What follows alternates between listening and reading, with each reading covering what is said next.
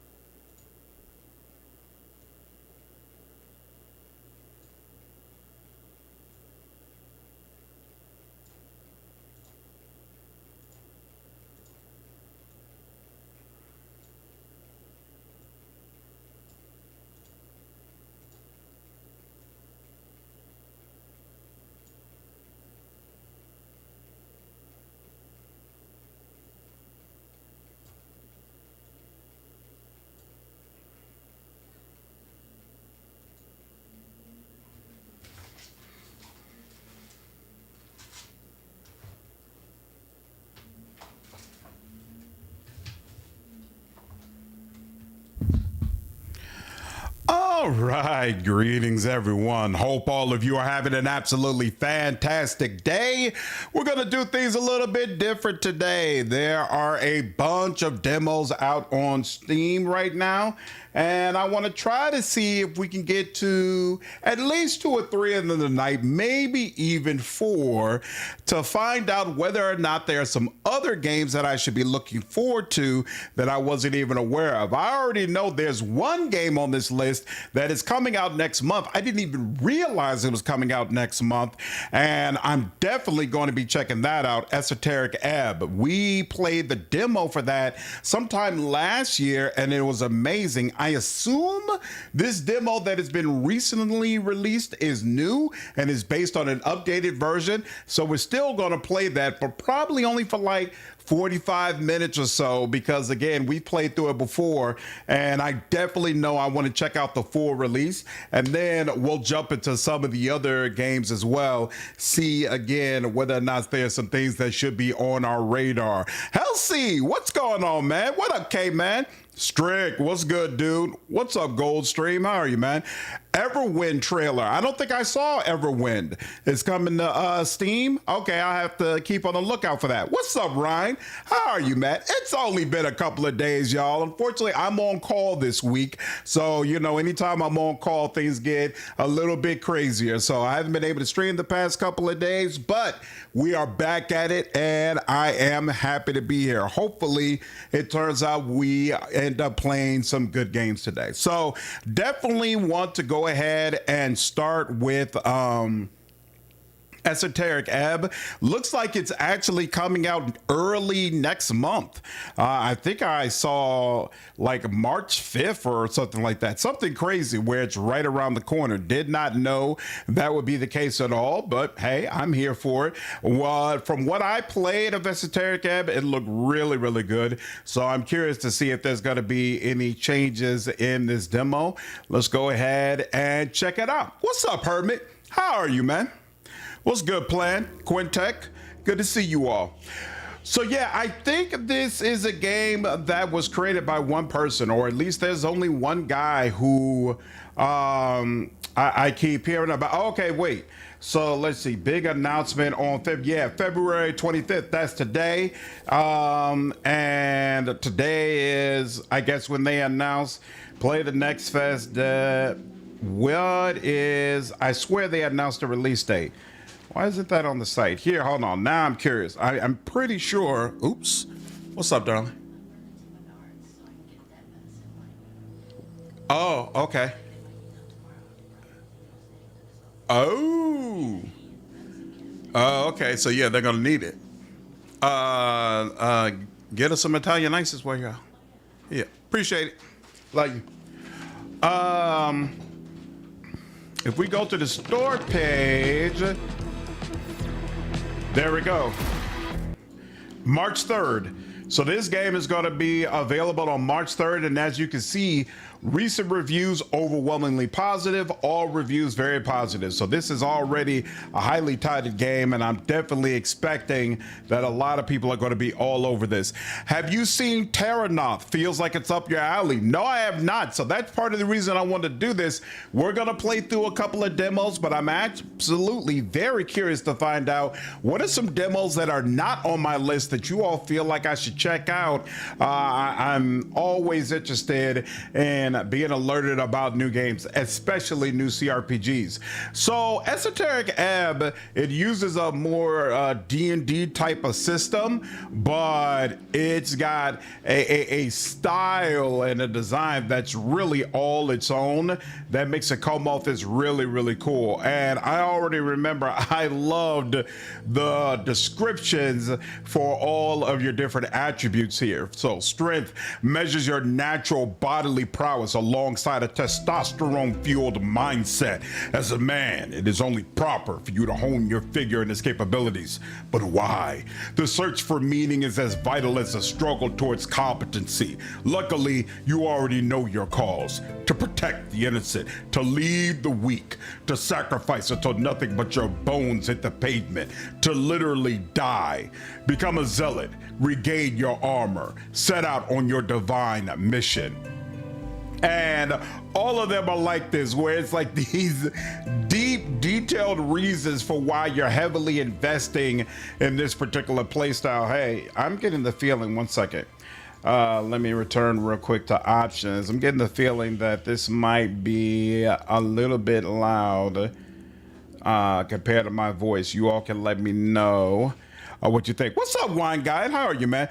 You see Johnny's list in the general chat? I saw the list of demos he did. Yep, but I had already put together this for tonight's stream. So I'm going to check out that tomorrow and see if maybe there's some other demos that we should be checking out tomorrow for sure. What's up, Jabu? What's up, Nate? I know for a fact this is a great demo. We're not going to see that much of it today, but I definitely know this one caught my eye and I had a great time with it. So I'm going to play a little bit differently than I did last time. I think we went for high charisma, I think, last time. So this time we're going to go fully into body. We're going to go all strength, all dexterity, and all constitution. Oh, lets me get a 17 in constitution. Why is that? That's interesting. Why is it I can get a 17 in Constitution, but I can only take a 15 in everything else? Oh, and it lets me become proficient? So no, why does it say proficiency 2? I wonder what that's about. But yeah, we'll do that. Can I dump any of these? No, so these are the lowest scores I could have. Oh, I see. We have a background here. Punching bag. Did they have backgrounds before? I don't think they did. What up, CJ? How are you, man? Scott back for a run. See you screen. What up, man? Good to see you, man. What's up, Johnny? How are you, dude? Yeah, Dalthos, you're right. Yeah, the background is what's causing it. At the bottom, gives you +2 a Constitution, +1 Charisma. Yeah. You know, I saw you mention Toxic Commando, Johnny, but I hadn't looked deep into it yet. What do you like about it? Your farmer son. Interesting. Ooh, +3 strength. Troll killer. But you know well how your father died. Sometimes it motivated you. Sometimes it felt impossible to live up to. Ha ha! Lore enthusiast. Crowd pleaser. Ha! Little weirdo. And guard recruit. After the arrest, there wasn't much arguing about it. 3 grueling years in training, drilled on the city code and virtues, but you survived. Acolyte, Tower Apprentice. Damn, there are a lot of these. I wonder if they're referenced at all when you're playing. Backseat, what's going on, Brian? How are you, dude? Tech, Revolutionary Scribe, Abject. Toxic Commando is Left 4 Dead on steroids. Vehicle weapon progression and class progression. Huh. That's interesting. So it might be something cool to play with the channel then? Like, I assume other people can join into your game? Ooh, you can get a +3 wisdom. Dead cleric. Growing up alone, getting into trouble, training with the Earth Guard. Devoting your life to becoming a cleric. Was it always supposed to end in the river? Wow. I like Troll Killer the most. Interesting. That works. And finish. 5 days until the first ever election. Yeah, this is an esoteric ad. An explosion erupts in the heart of the city. No one wants to deal with it, so they send you. The dumbest cleric imaginable. Nothing but muscles. Just what the city needs. Complete your quest in any order. Don't be afraid to make interesting choices. And remember to be a real man. The campaign will take you from level 1 to 6. We'll play for about 5 to 8 sessions. It's been a journey to put this together. I hope you have a good time. And if you ever feel lost in the lore, just keep in mind, you've got 6 intelligence. So wait, now I have to, hold on, now I have to go back because I'm really curious. Okay.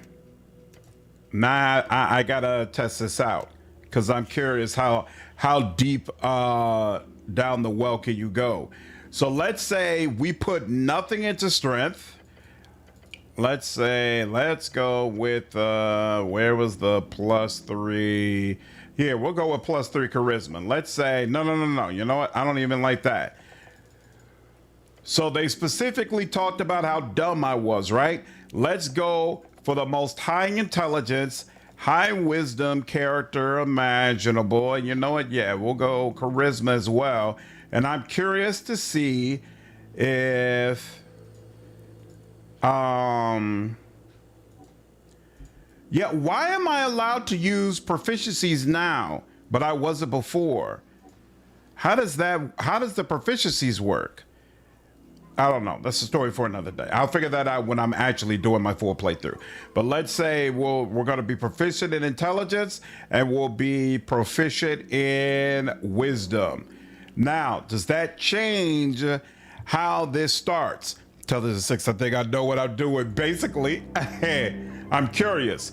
5 days until the first ever election. An explosion erupts, no one wants to deal with it, so they send you. The weakest cleric in Norvik. You're also an esoteric genius, the perfect man for the job. Complete your quest in any order. Don't be afraid to make interesting choices, and remember to make them all bow down before you. The campaign will take it 1 to 6. We'll play for about 5 to 8 sessions. It's been a journey to put this together. I hope you have a good time. And only 6 strength. Just avoid going solo in the dungeon.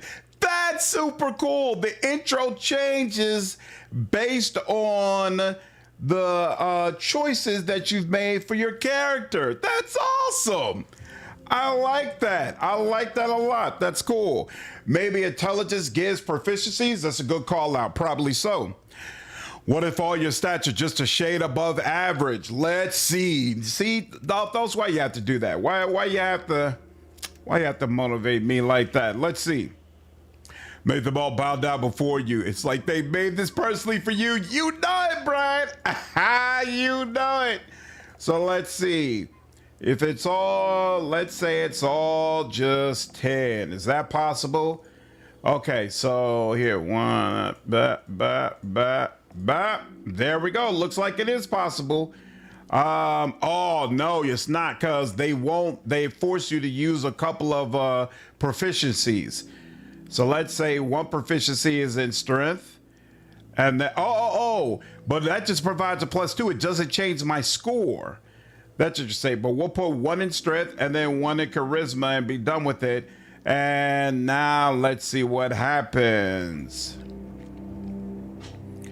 What's up, Skiff? How are you? What's up, Victor? Kind of like Doc Mitchell commenting your stats and Fallout New Vegas. Nice. No one wants to deal with. They said you, all this is saying. A weak cleric among his peers. Nothing but muscles, just what the city needs. Complete your quest in any order. Don't be afraid to make interesting choices. And remember to be a real man. Nah, that one's boring. It's boring if you just go the average route, apparently.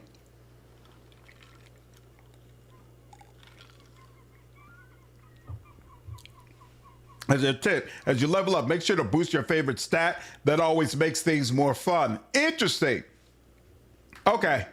That aspect of the game is super cool. Super cool. I like that. I like that quite a bit. All right, now let's go back to what we were doing. All physical, because I know when I do my real playthrough, it's going to be the exact opposite. So might as well go this route. So I guess I did get some proficiencies and just didn't realize it. Okay, well, here we go. Do that and do that. Maybe I will do this. You know, it's so rare that I play a character who has no charisma, and maybe I will take this opportunity to go ahead and do it. All right. Excellent. I'm able to skip that dialogue too. Super cool. Very nice. Speak with the dead. You grant the semblance of life and intelligence. Okay. Cast in time 1 action.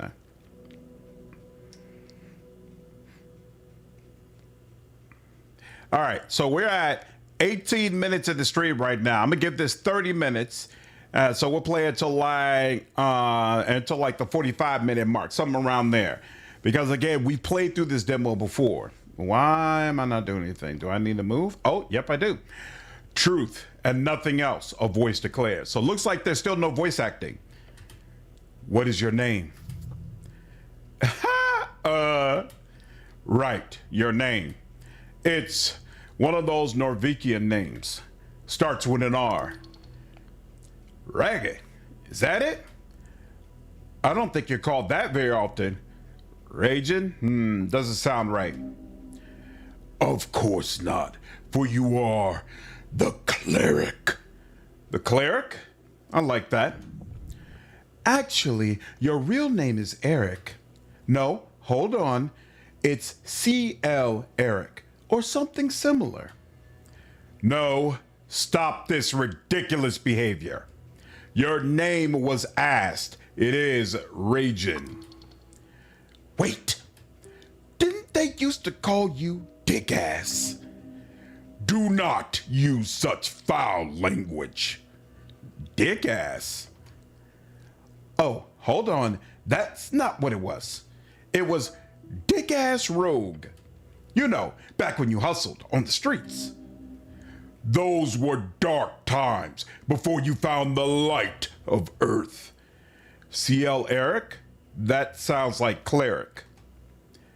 Ah, yes. That's what it was. So, my name is... Yes, speak it. Dick-ass rogue. No! Class conflict. What was that? Is this made by someone associated with Disco Elysium? Nope, but clearly inspired by them. Doesn't sound that good when you say it out loud. You answer another question from the darkness. What is your occupation? Success. You are dead. Dead? How can you be dead? You're thinking, aren't you? Dead does not mean gone. What are you, a fucking poet?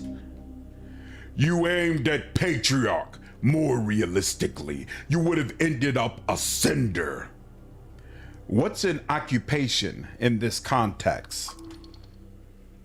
This is for sure about your job. You know, the job. Oh, you get to choose your class? Interesting. The worst cleric is the best fighter. Your class. Tell the voice about your class. Class? What class am I? Lower class. Occupation? Ha! Forever standing at the gates of chaos, holding the line against all things foul is no mere job. It is a calling. Destiny. Your class is whatever gets you to steer clear of society in general. You're a high-class scoundrel, the best of the best. I am the guardian of justice and peace, a true human hero. No, I'm awful at everything. Brutal but true. It takes a while before the next question is posed. What is your current goal? Goal? Would be nice to get out of this pit for one. You are a hero. By divine dictate, only you can save the world. The Goblin Chieftain, she needs you. To find the Goblin Chieftain, is that right? You know it to be true. No reply, no feedback. Then the voice asks, what is your political affiliation? The question strikes your entire consciousness, sending it spinning. The National Party of Norvik, of course. It is the Asgalis. Yes, they are decent. Possibly. We move beyond the bounds of dictators. We are free to make our own choices thanks to the revolutionary freestriders. Elections are ridiculous. Actually, I'm apolitical. Oh, perfection. No one can get mad at you and everyone will love you. The voice is fading. This is the end. The final question. How did you die? Following your convictions. Drowning in the river. Now's your chance. Break free!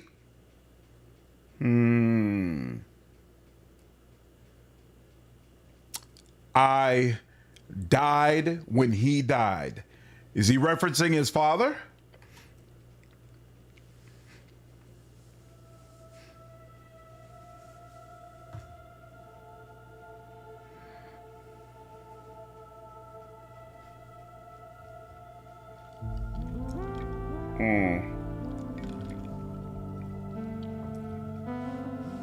I think the art in this game is super freaking cool. Super freaking cool. And the soundtrack, if I recall correctly, it almost had like a jazzy type feel. It was nice. It was interesting.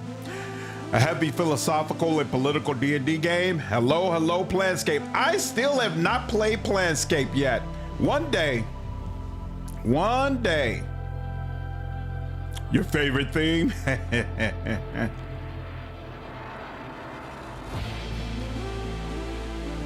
Such a cool use of color. Super, super nice.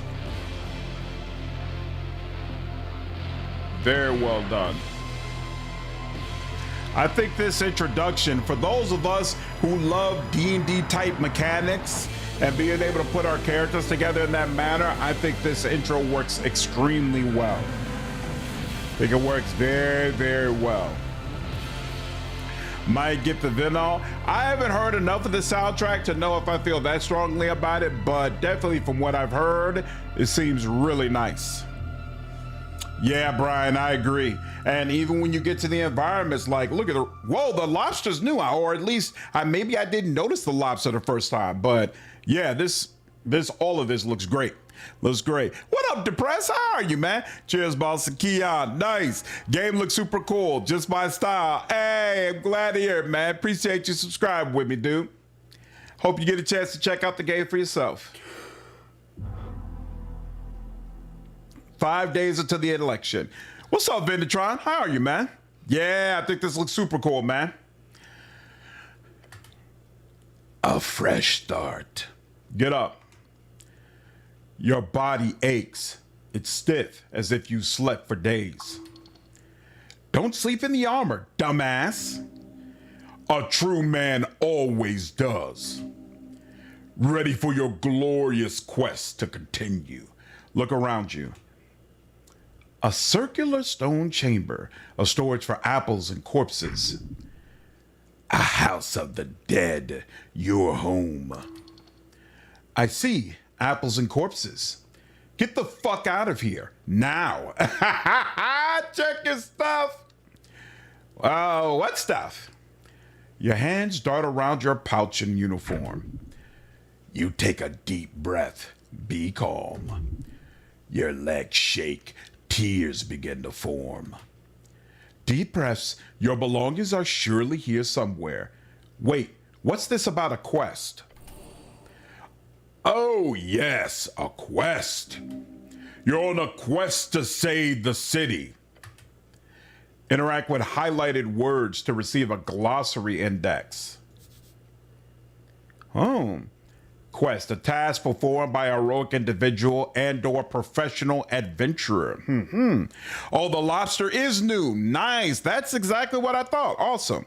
And you start in the morgue. Hello. Oh, Planscape is the same way? Nice. What up, Randall? How are you, man? Playing a game called Esoteric Ebb. It looks really cool, dude. It's one of the demos that was just released on Steam.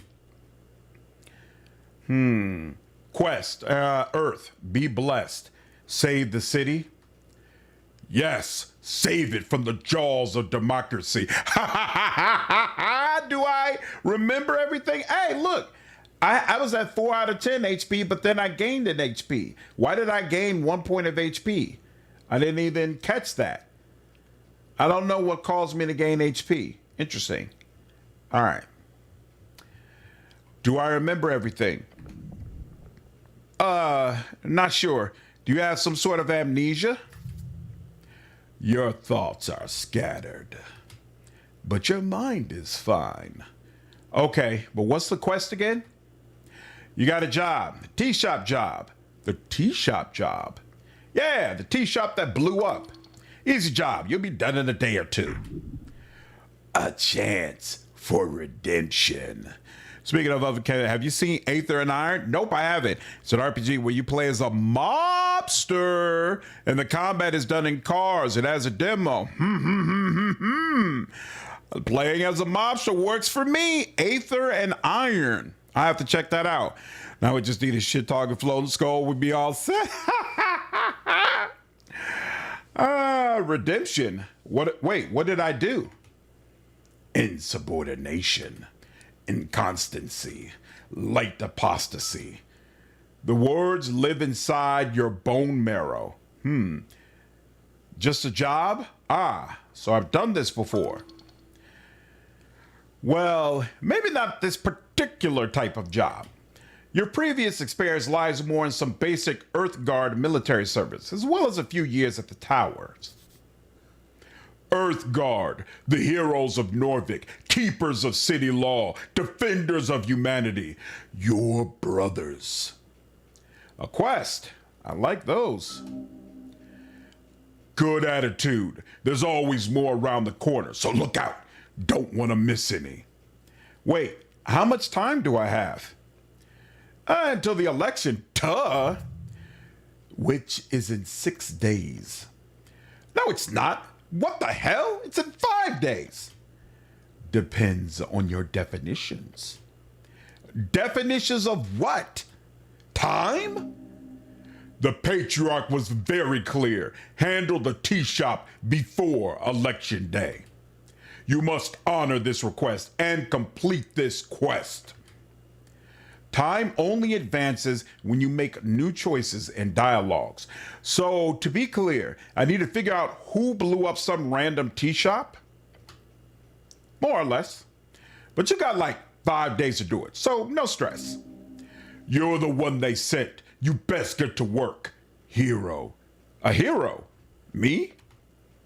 Yes, it's time to deliver it all to this wonderful city. Your duty has come. Give everything to Norvik. I will carry this burden to...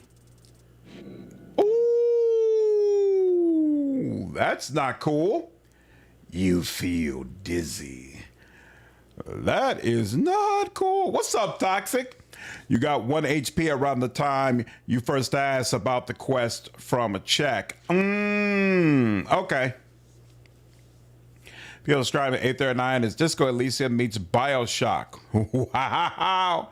That is, looks cool. So you haven't played yourself yet? What's up, Gracie? Has anyone played the Terranaut demo? No, but you're the second person on the channel who's asked about it. Over on Twitch, Herman commented and said he feels like it's right up my alley. I know nothing about this game. So actually, before we move on to our next demo, when we finish this, we'll look at a trailer of that and see if there's something I'm missing out on. The weight of the Earth Guard uniform. A dull pain takes hold. You require healing. You must consume an apple now.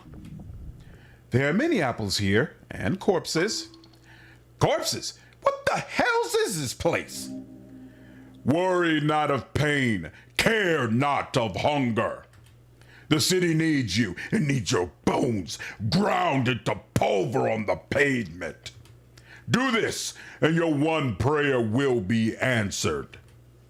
If your stats are high or low enough, chimes will appear in your mind. They will suggest, inform, and offer unique paths. Trust them at your own risk. My bones? A cheap currency in times of trouble, but you are ready to sacrifice them all, just like Earth teaches. Rub your temples. As you do, your fingers touch upon cold steel. It is covering your entire head. Can I take it off? No! I wouldn't do that. Like ripping off your own face. Not a good idea. Not yet. I can't wait until you do. It was a lot of fun. What's fun about it? What's the draw of it or the appeal of it? Haven't played it yet, Moonlight? I'm gonna have to put it on the list. Sounds like something I have to check out. Yeah, Moonlight, that's what Brian was saying as well. This reminds him of Disco Elysium. This game is called Esoteric Ab. It actually comes out next month, I think on March 5th. Hope this game does well enough for the dev. Me too, Marcus. Me too. All right, now. Behold, this isn't yours, is it? I'm taking it. Trifle. +1 dexterity, -1 charisma. I don't care about charisma. The cloak is sprawled upon the iron slab. As you grab it, you immediately feel the dampness spreading into your gloves. Oh! An Earthguard cloak add-on. It has been ripped to shreds at the base, but you could still use it. Interesting style. You could pull it off. Wring out the water. The filthy liquid falls to the floor of the stony chamber. It is still quite wet. Weigh it in your hands. It is heavy. Should I wear this? Like preciously mentioned, you could pull this off. Of course you should wear it. A hood is the perfect tool for any decent rogue and ne'er-do-well. So what if it's a little damp? You have to wear it. But I'm not a rogue. Sorry, the word I am not a rogue is not in your vocabulary, actually. Please rephrase. That's not one word, though.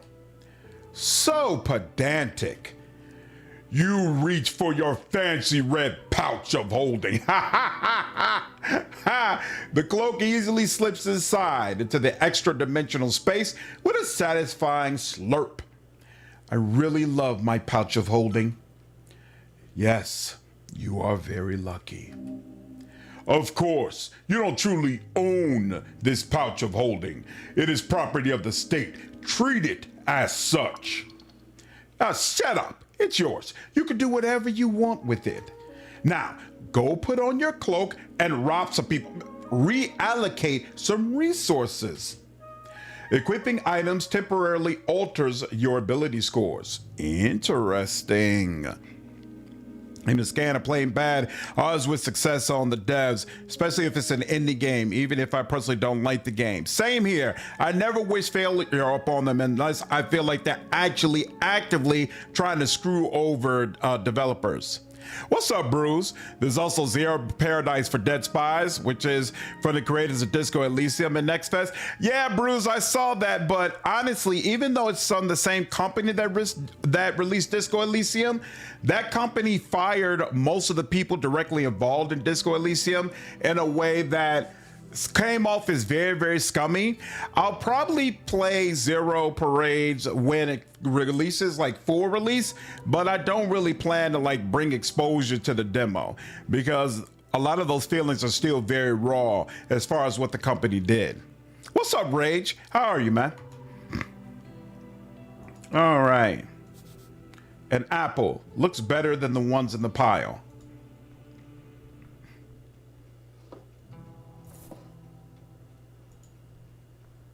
No, that's not what I was trying to do. Oh. And there we go. Beautiful. Oh, I got 2 weapon slots. Wow. And I wonder what these slots are for. Okay, well, one of them would obviously be for the cloak. I'm not going to wear the cloak, though. Not yet, at least. Oh, cool. He can run. I wonder... So if I hold tab, it reveals all of the things that I can interact with. Cool. What's up, So Cold? There's too many games on Netflix to decide which to try. Yeah, so I picked 4, but I'll probably end up playing a different 4 tomorrow. So, Ray, I'm having a good day, man. I can't complain. Hope you can say the same, dude. It's a corpse under a blanket. You stare at a blue rag. It's draped over the outline of a someone. How is this guy sleeping down here? He's probably, oh, that was an intelligence failure. He's probably just very, very tired. Sir, you can't sleep down here. No response.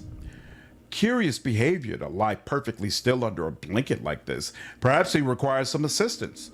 Sir, please don't ignore me. No breathing, no movements, nothing. Actually check under the rag. Underneath, you find the cold corpse of a human. Looking over him, you find hair, pale skin. He's got a beard too. And he was alive once. His sons miss him and despise him. The DC of a dice choice is determined by how challenging that roll will be for you. If you select a dice choice, you then roll a 20-sided die. If you get the same or higher as the DC, then you succeed on that roll. Okay. What's up, Ultron? How are you, dude? Elysium likes, have you played Rue Valley? I played Rue Valley and I reviewed it. It has its weaknesses, but overall, I thought it was interesting and worth playing. Is that a corpse? What's up, Valdrin? Did you play this during one of the fests last year? Yep, I did play this last year, but it's an updated version of the demo with new things in it. It's just, I always get bored. I give them a great try like Disco Elysium. I missed out on the refund time because I played it for about 3 or 4 hours and I just couldn't do it. What bores you about these types of games, Ultron? Examine him closer. Beautiful. Ooh, was that a... Yeah, oh, that was a -2. Damn. There's something strange here. This is no regular gentle repose. Look close, but do not move the corpse. Lean in and look closer. Signs of being either a hard worker or a careless worker litter his skin. Cause of death appears to not directly visible. No blunt trauma either.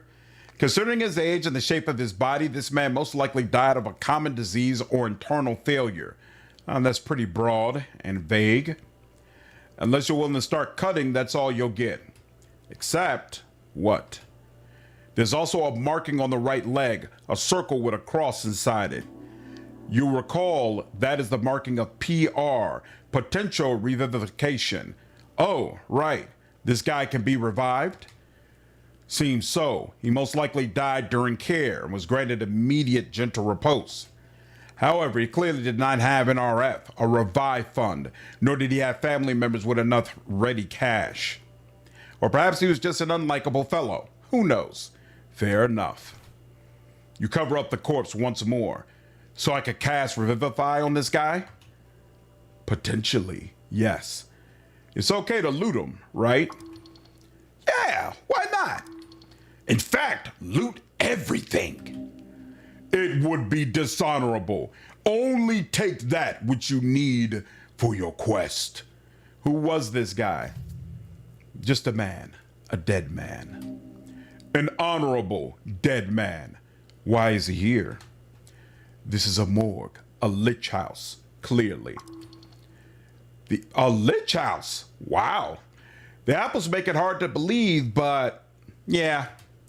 Must have been one hell of a deal to put those two together. I'm also bored by these types of games. My ADHD ass cannot pay attention to too much text and too little violence.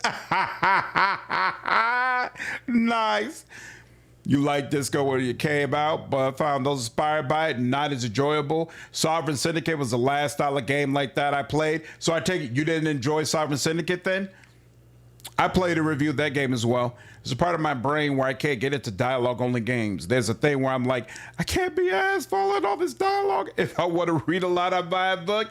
I find narrative and dialogue interesting, so these type of games don't bother me, especially if I really like the art or some other aspects of it, and I love the art in Esoteric Ebb.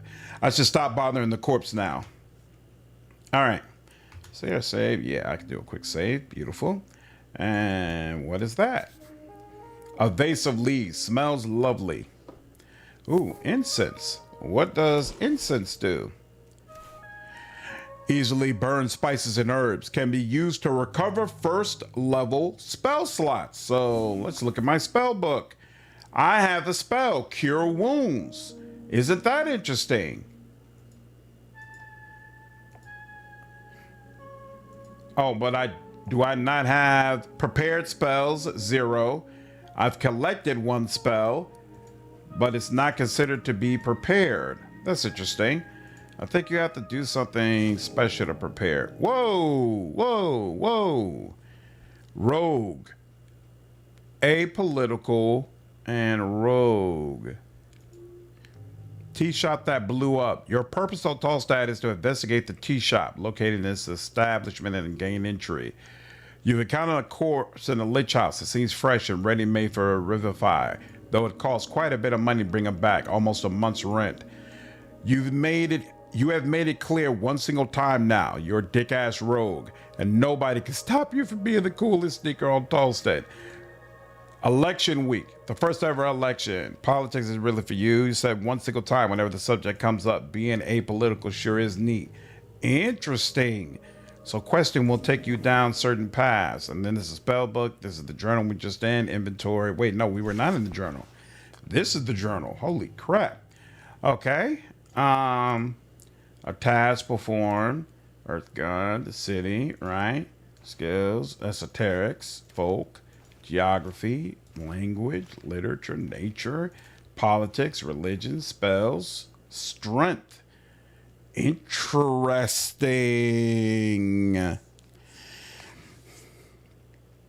What's up, Silver? How are you, dude? Yeah, it looks super unique. I agree. What's up, Owen? Read is the best part of CRPGs. Feels like I watched the show and then I can understand the story. That's part of the reason I don't have the issue playing this, because I feel like even if people don't like playing these types of games themselves, they enjoy watching them. A divine shrine covered in apples. The runes fill your senses as you approach. At the center, you see his red eye watching over you, yet the color is faded. This monument is hollow, void of all life and divinity. And worse, it's covered in rotten apples. A sacred shrine left in this state, it's an insult to Earth and all of his people. Indeed. Yet you are very much aware that this is not the worst you'll see. You have to fight hard to keep Earth's dream afloat. This city is lost, but it is not yet lost. How poetic. You're also aware this city is very much in need of change. Change from what? An honorable lifestyle? A peaceful city for humans to prosper in? Change from stagnation and a mire of decay.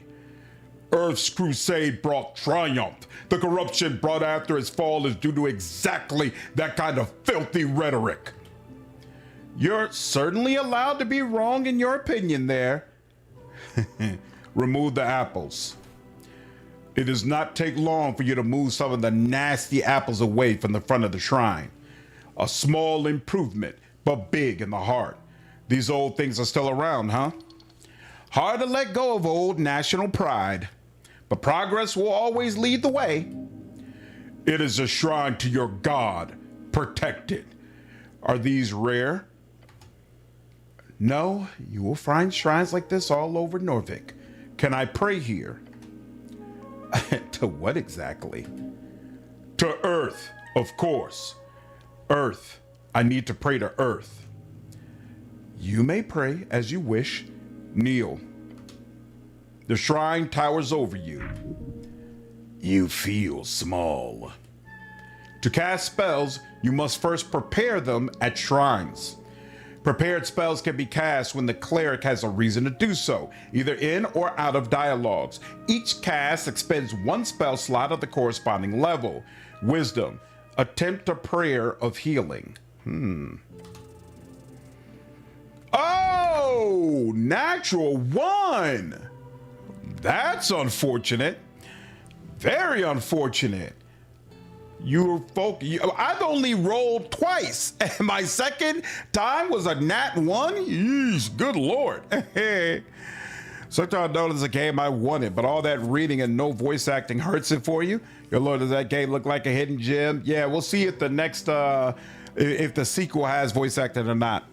Feel like this style would work amazing for a Vampire the Masquerade game. I agree, Victor. I agree 110%. You focus your mind on Earth's symbol, his red eye. You recite a few words of remembrance before you sense the channeled strings around the shrine. They converge upon you, mend you. Huh, well that's something. Sure is, but you sense there's something you've missed. What were those words, the ones you learned at the towers?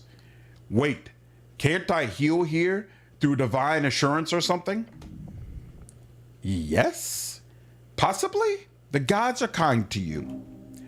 Of course you can heal here, but only if you pray hard enough. I wonder if the DC would have been easier if I had asked about praying first. What other gods are there? Many, you know a few. Earth, father of Norvik. Earth is dead. Dead gods do not speak.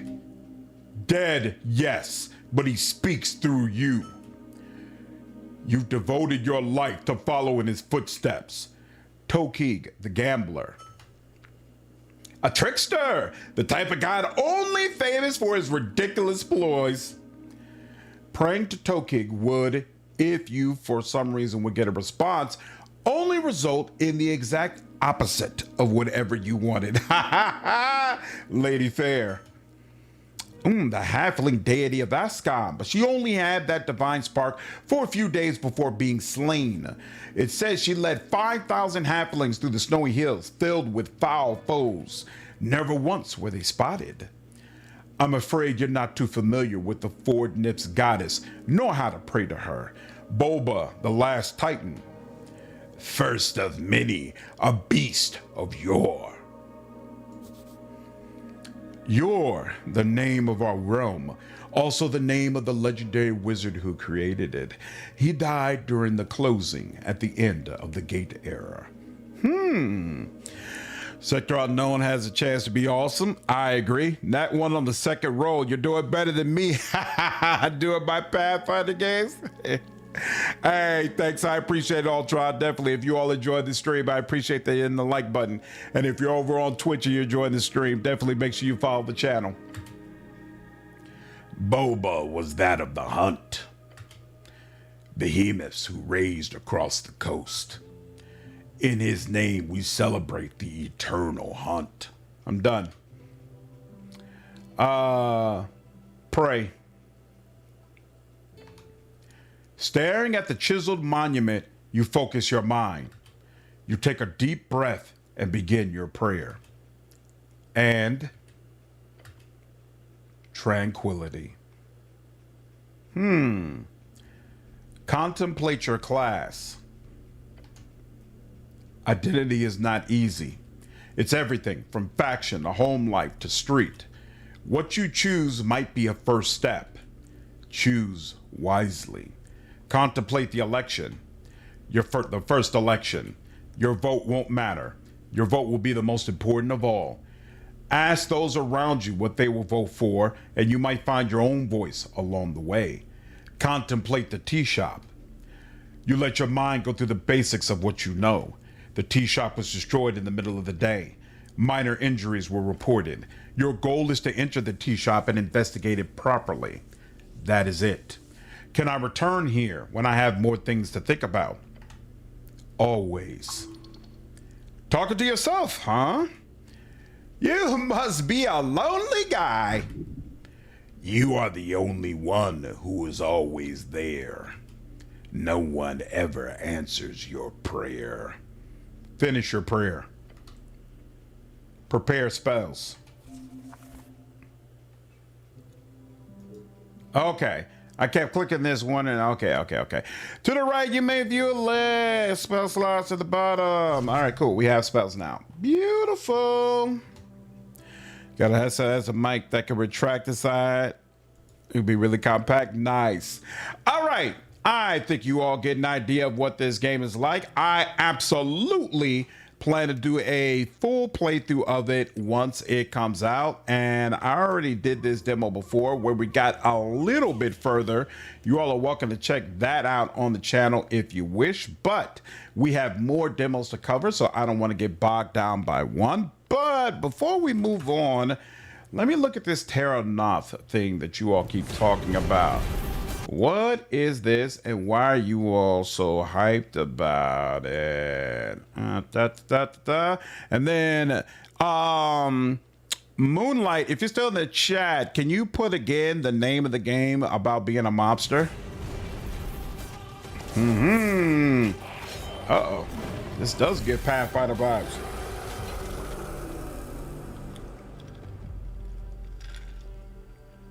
Okay, so you could choose 4 heroes. Lead a fearless company of adventurers. It's like dungeon crawling, right? Darkest depths. A new chapter in the Descent storyline. Oh, so there is conversations. Okay. Looks like there are skills. So is this co-op? Could like me and 3 people from the channel play it all together? Day of Reckoning has come. Survive epic turn-based combat to master devastating combos. Oh, you all can combo off of each other. So the fate of a world facing unending darkness. I'm down. We'll try it out tomorrow. Why not? Why not? So let's see. RPG, strategy, story rich. Why does this keep coming up? There we go. Turn-based combat, CRPG. Why not? I'll give it a whirl. I don't know how to affect my stream, so I'll check that out afterwards. Why is the play button still up here? There we go. Now let's also, I remember the name of this thing now. You said Aether and Iron, right? There we go. Aether and Iron demo. What's the deal here? Seismic Squirrel presents 1939. A floating metropolis ruled by the iron fists of the barons. It's an empire of steel, held aloft by the miracle of Aether. A substance that can lift the tallest buildings to the heavens. Dive into an alternate history where Aether and Iron rule the skies. Oh, it's flying cars. You are Gina, an play as a chick. underworld smuggler, taking on a last chance job that pulls you into a world of betrayal and political intrigue. Recruit allies and make enemies. How does recruiting allies Roll work? the dice. Because when luck runs out, your skills and your companions are your only hope.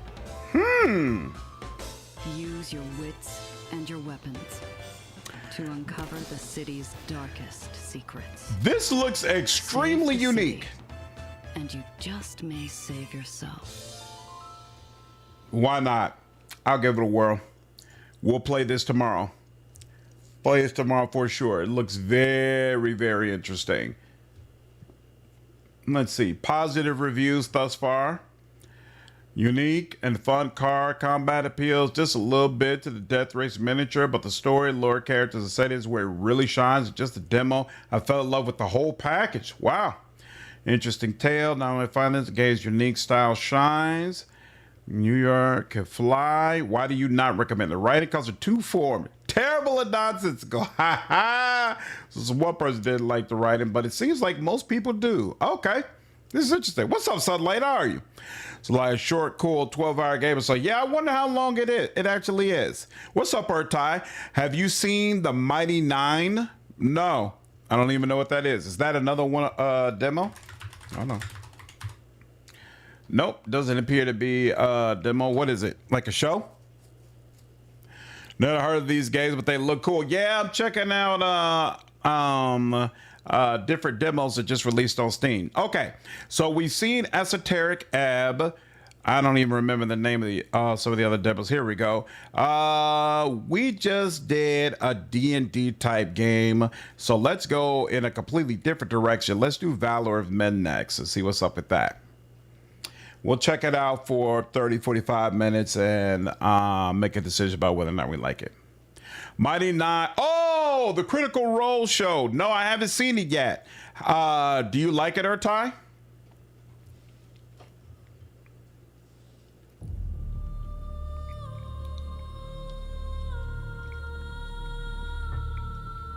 Sure, you can use the analytics. I don't care.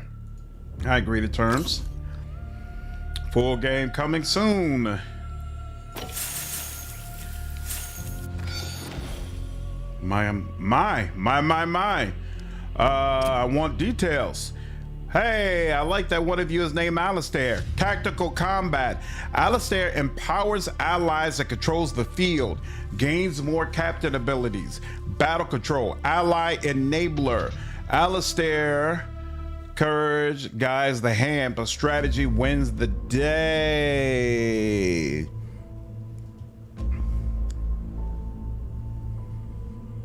This game, this game streams AI art to you, Ultron. Mighty Nine is based on the campaign 2 of Critical Role. You love the in real life campaign. Have you watched any of the show, Sunlight? Really do. It's a solid fantasy trip. Is the first season over yet? What strategy wins the day? Shield of Compassion. Ignites heals and protects those in need. Sustain healing, debuffs, and support. Okay. Alara, Dance of Blaze. Strikes swiftly and evades with finesse. Repeated attacks, mobility, and health. And then, Swords of Destruction, Octavia commands powerful, deadly magic. It does not appear that you can change any of this. And this part is like, oh, I see. Wait a minute. So maybe it's that you're going to get 3 different characters for each slot that you'll be able to switch between in the full version of the story. The game name is Valor of Men. And hold on, just Valor of Man rather. And just to make sure, hold on. I do not see any AI tags on it. Ultron. I forgot what made me install this. I saw a bunch of people who are highly recommending it. In fact, yeah, the recent reviews have been very positive, even though there's only a few of them. The reaction system makes this work very well. The demo was an absolute treat. Most of us I played. I love this. This will be our day 1 buy. Really nice take on the choose your path. All right, cool. Let's just try it out. We'll see how it goes. Chapter 1. Heroes have 2 action points per turn. Use them to move, attack, and perform abilities. Action points refresh each turn. Okay. Oh, I see. So you get, this is a key, and you kind of can choose how you want to advance until you get all the way to the boss. That's interesting. So you have fight, elite, boss, event, merchant, shady dealer, antique dealer, and campfire. Okay, so first is event. Watch both the Vox and 9 series, but they've been too busy and get a backlog. What's up, Maroon? How are you, dude? Letter from the Beyond. Valor of Man may feel challenging at times, but careful positioning and strategy can drastically change your destiny. Losing a run is not the end. Oh, is this a roguelite?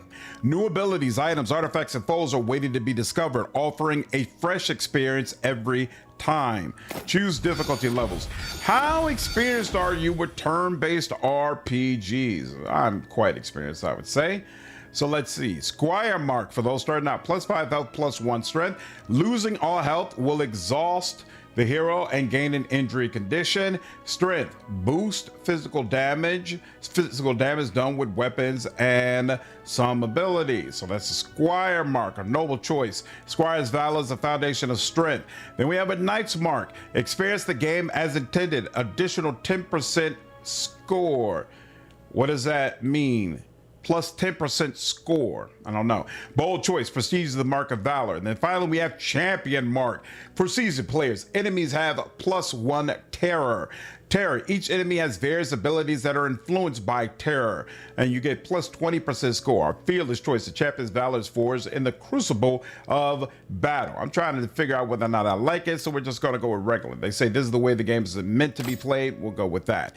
A path is chosen. Valor shapes your journey from the start. Party games artifact Knight Mark. Slay the Spire. Oh, does that look like a Slay the Spire type of map? That might be right. My critical role is that if you miss 2 weeks, you have an entire work shift of backlog. Oh, what's up? This is Aurora's Haven, the greatest capital in the world, where fortunes are made or buried, and every soul bends towards the Sun Church's favor. The tavern bustles with evening trade as an envoy hands you a gilded scroll. You skim your next quest on the way to your companions. Alistair, we've sought entry to the Sun Palace for years. Today, we make it happen. This feels like the type of game that kind of should have voice acting. The final obstacle in our path is Zephyrath, the undead dragon.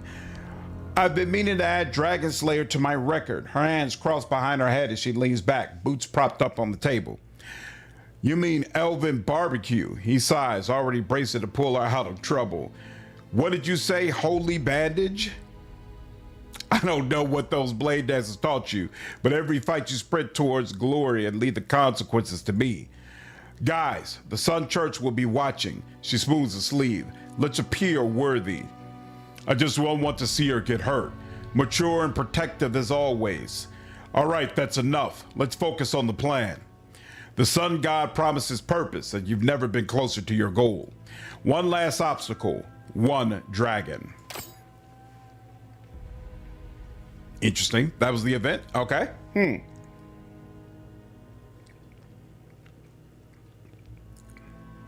All right, so they're going to throw us into a fight. Fine. Okay.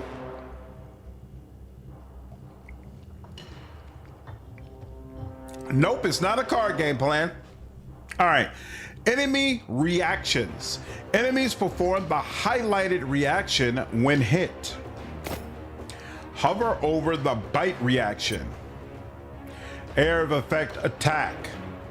One hit. Played when attacked. Okay. Your heroes share the same turn and can act in any order that you want. Well, if that's the case, I select Alistair. I was not going to do that, but okay. By clicking on his portrait or clicking on the unit. Hero abilities cost action points.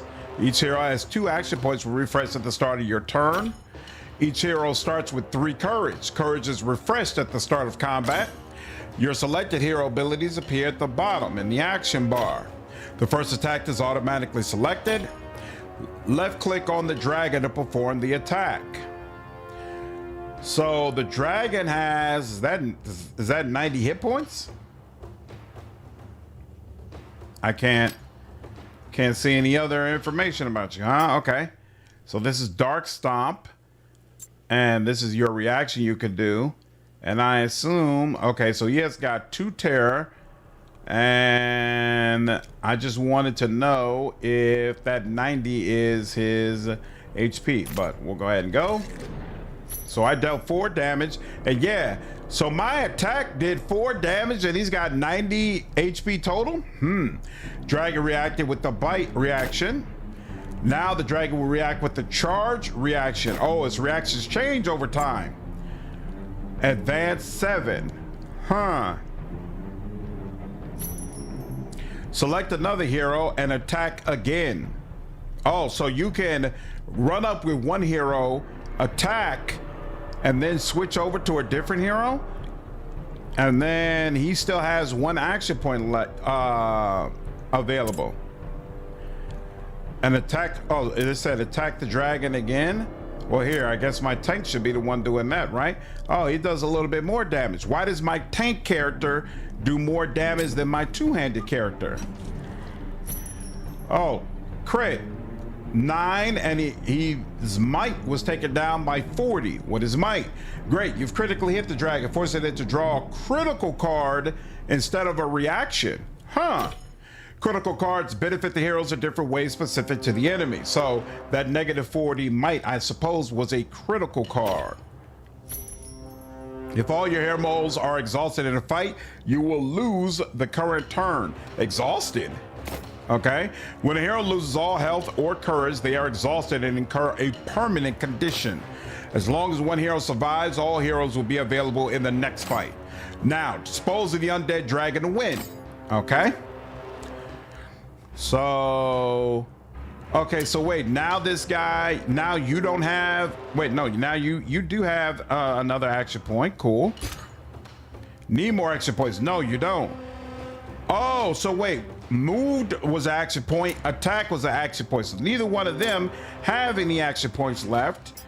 What's this? Move 3, move 1, free. And then single hit. Interesting. So if you do this, it's gonna do that. What I'm confused about is, why is that 2 in blue? Here, let's do that. I'm just curious. Move 1, free. All right, you know what? I don't know what's going on, so I won't mess with it.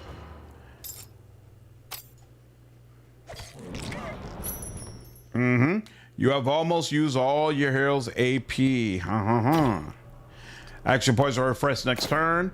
When ready, click end turn to advance to the enemy's turn. Okay, will do. When you end turn, enemies perform their highlighted action. All right, you cover individual lines of card to see their respective changes. Okay. Let's move back 1, since apparently we are in danger. And then I could do a firebolt, or I could do a sundering blast. Let's do a firebolt. There we go. And then you're going to do your tail swipe and nobody's there. Attack spells hit automatically, but have a chance to cause strain, which costs the hero 1 courage. You calculate the chance to strain when you hover a potential target with its spell selected. Is people of note on the short list for demos tonight? No. What is people of note, Quintek? Okay, intern. Oh, and he's burning. I like that. I'm a fan of that. Heavy hitter, do better damage this time. 5 critical, and he shattered him so bad we took away some of his terror. That'll have to do. Interesting. All right, now what you gonna do? 6. Ooh, this is unfortunate. And then you. Yeah, so the first battle is going to take it forever. I'm not particularly a big fan of that, to be honest with you. Oof. Yeah, I don't think this game appeals to me, to be honest. I have 1 AP remaining, right? It says I have 1 action point remaining. Okay, so the only can be done by arm. Turn-based musical RPG. Oh, he's still burning. I like that. Definitely a fan of that. In fact, let's get that going immediately. And then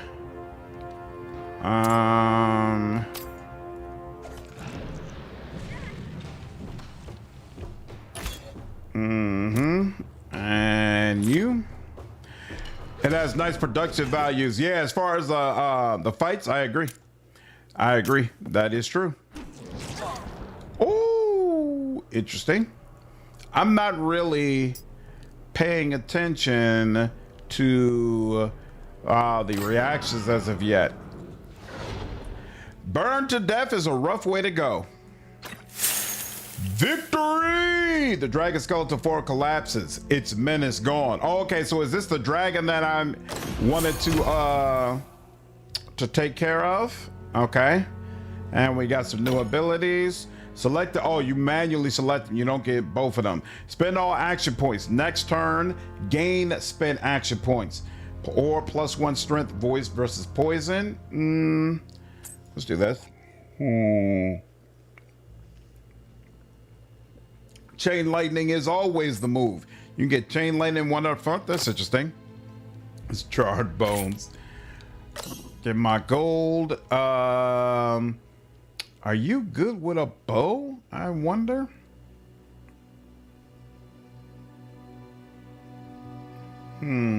Probably not. But supply poison. Happy with your loot. You move on.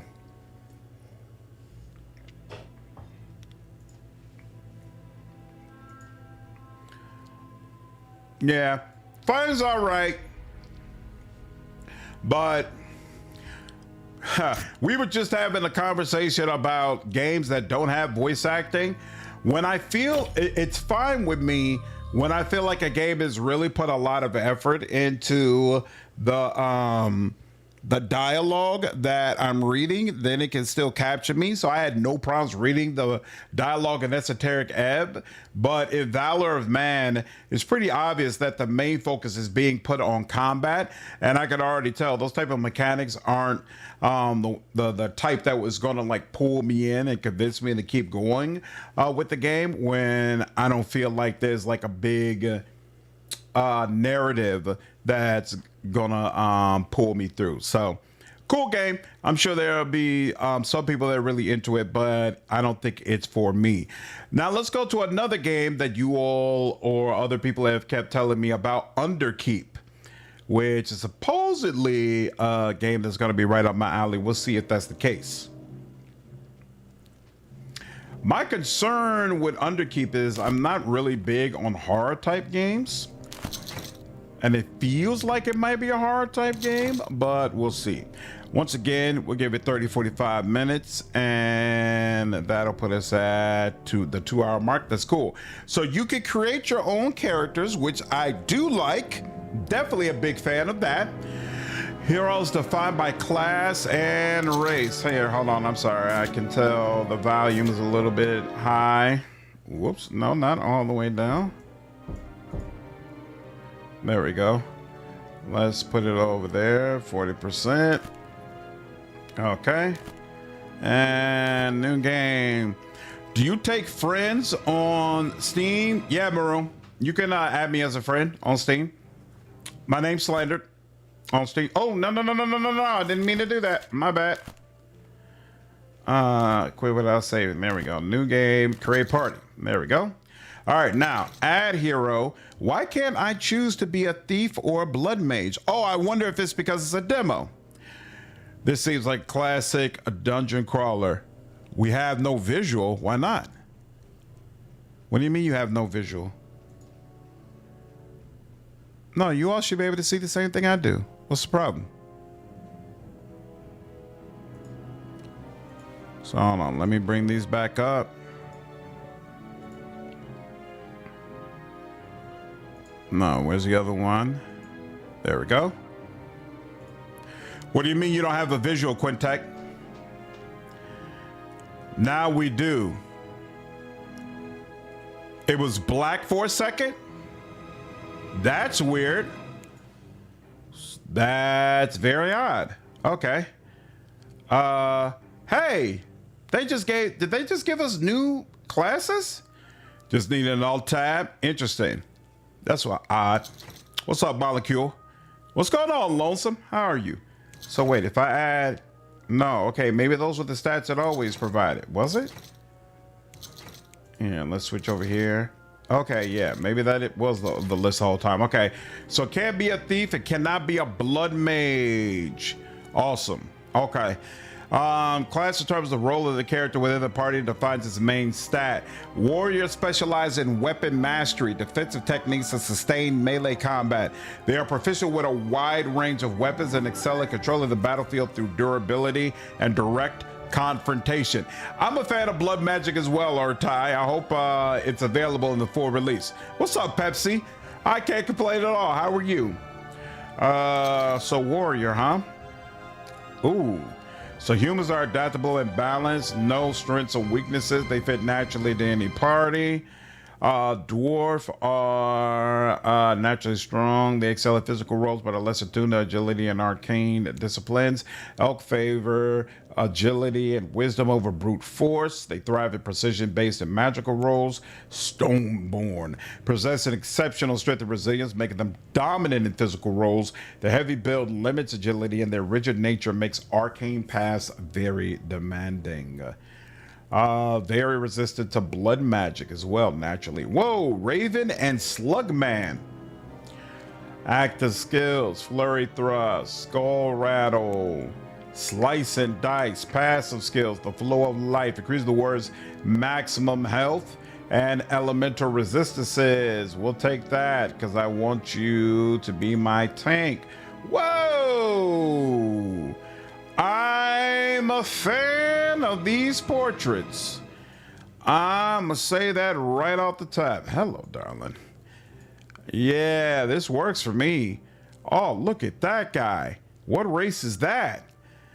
Wow, I like these portraits. These portraits are super freaking cool. Look at that guy. All right, yeah, I like that.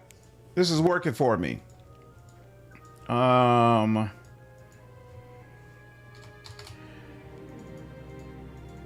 It is not letting me actually click in here and type in a name. Is that by design or is that a bug? Random. Maybe that is by design. I really wanted to put Shale in here, but I guess it's not possible. What's up, Matt? How are you, dude? You showing the portraits? I am just seeing the class, select class screen. This is so weird. Why is it not allowing you all? It's got to be a bug with the game. But I don't see how.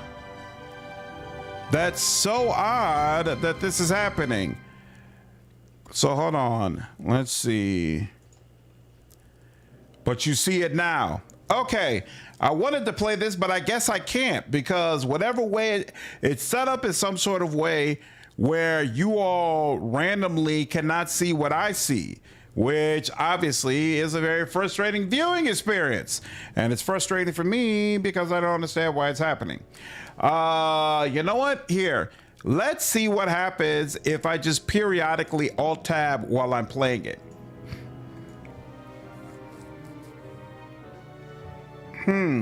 It gets stuck once you alt-tab back in? All right, I have to give up on this then.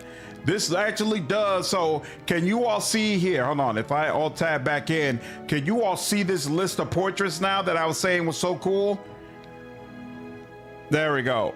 Right, Choose Zero's name was showing, but is it showing now? Okay, now you can see this list of portraits. So I at least wanted you all to see that so you all knew what I thought would be so cool. I think all of this looks really, really awesome. Hopefully when, if the full game looks interesting, I actually didn't even look at a trailer for this game, but hopefully when the full game comes out, it'll be, whatever issue this is will be cleared up, and I'll be able to live stream this and it'll actually look cool, because the portraits and the race options alone make me interested in what type of experience this would be. But from God, let's hope he never leaves glasses. But the issue with it randomly not showing up is not something that I can deal with. Tested though for game devs, try to stream it indeed. So since we can't play it, let me see if there might be a trailer for it. Is there? I see that someone has some playthrough. Okay, here we go. Underkeep teaser. So this is a teaser trailer from a year ago, but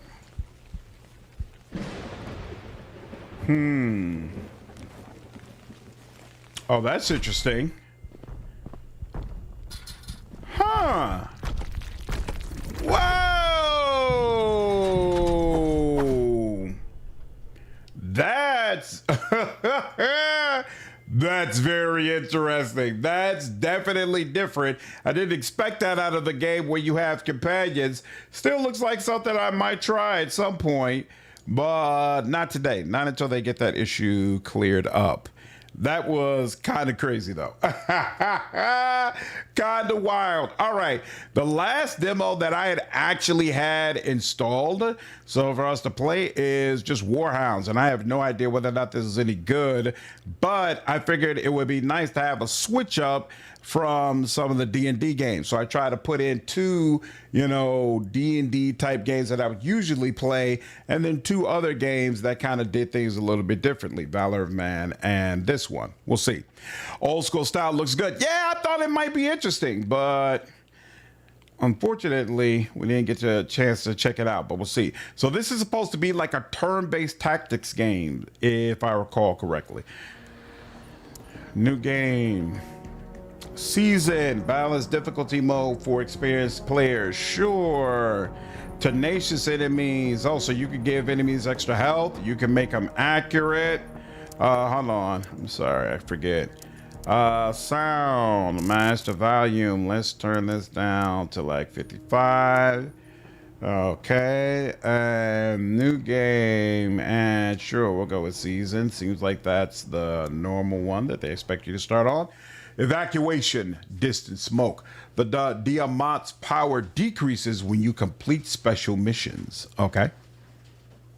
No, put it in the freezer for me. Thank you, darling. Hey, actually though, can you do a favor for me, please? Can you fill this with ice? I appreciate you, beautiful. Did you find what you were looking for? Right now, where kinda. Okay. are finishing off the remaining government forces. That the map will gain the upper hand. I have not tried Weepstone yet.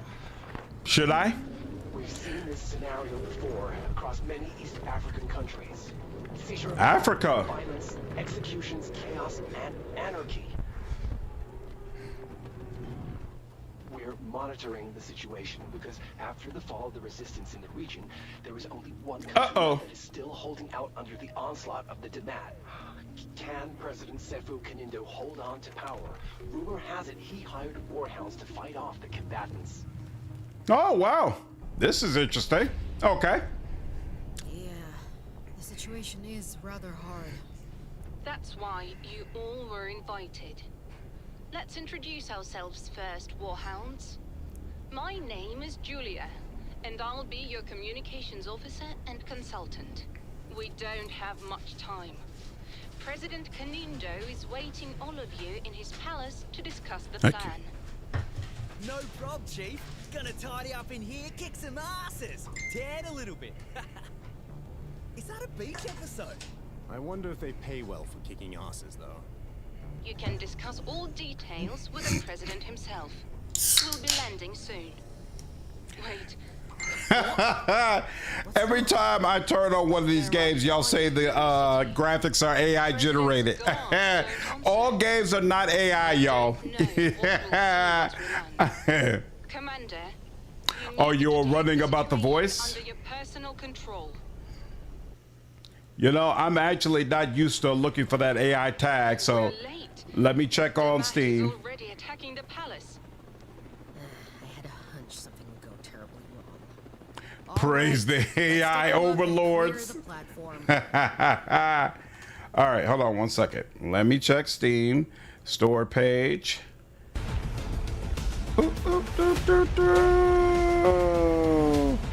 And it says action, RPG, strategy, turn-based strategy, 3D. That's it. Doesn't say anything about AI. Let me check this. Brain dead. Oh, snap. Brain dead attempt from Scum Devs to sell their game under a different name. And it's still in a messy state. So they aren't even trying to put any effort into it. Been waiting. This isn't it. Very boring. Voice actors dead and sound stupid. Mr. 100% in the villa. Uh-oh. This is really potential. Lack of concealment. Huh. I don't like the dunk in the game's visuals, but looks like ass. Yeah, unfortunate. Well, you know what? This says mostly positive, though. But he says, why does it... Hold on. This says store Steam Power, so it is an actual Steam game. What is this Steam game? And there was encountered. Okay, so whatever other game. Brain dead attempt from Scum Devs to sell their game under a different name. I don't like the sound of that. What up, Ravi? How you do? As long as it doesn't start calling people good life. The voice just jumped at you. They have an AI usage declaration on the Steam page about the portraits and other... Wait, what? Where? They have an AI usage declaration on the Steam page about the portraits and other visual assets. I don't see that. Oh, hold up. The developers describe how their game uses AI-generated content like this.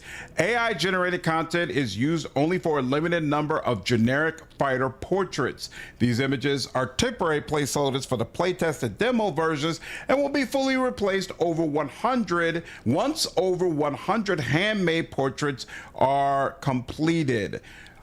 Okay, so that's interesting. So what makes... Oh, I see.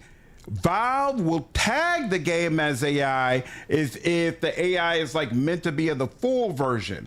But if it's just like temporarily in the game for like a demo or something like that, then they put it down here as a disclosure. That's interesting. I actually never knew that.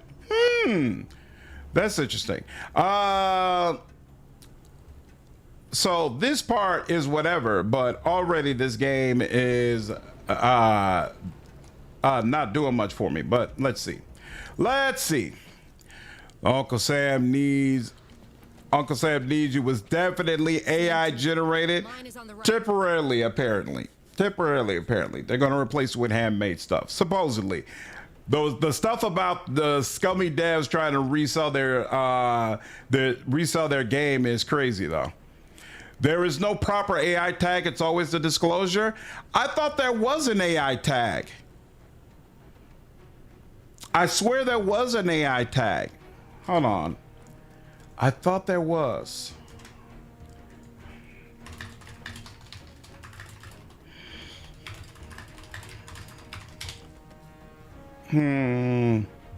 Steam required disclose that in dedicated section, right? Hits 10,000 games with AI disclosure. Okay.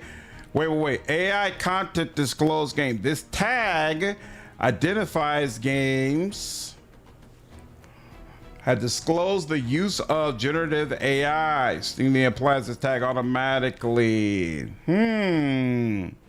The disclosure is the system Steam uses. Interesting. I thought it was a tag just like the others. I will have to learn to be more conscious about that then. You know what? This makes me wonder. You all kept saying you felt like Valor of Man was AI related as well. Do they have the disclosure at the bottom? And no, they do not. So no AI related. What's up, Barker? How are you, man? This bootleg XCOM? I don't know. It said it was a turn-based tactical game, so I figured I'd try it out, but we'll see. Tested depends on multiple factors: accuracy, weapon distance, target positioning, and cover used. All the stuff that we like. Enemy squad detected. Oh, it's these two guys. We have an 100% chance to hit you. So what is this? What is this though? 30% attack.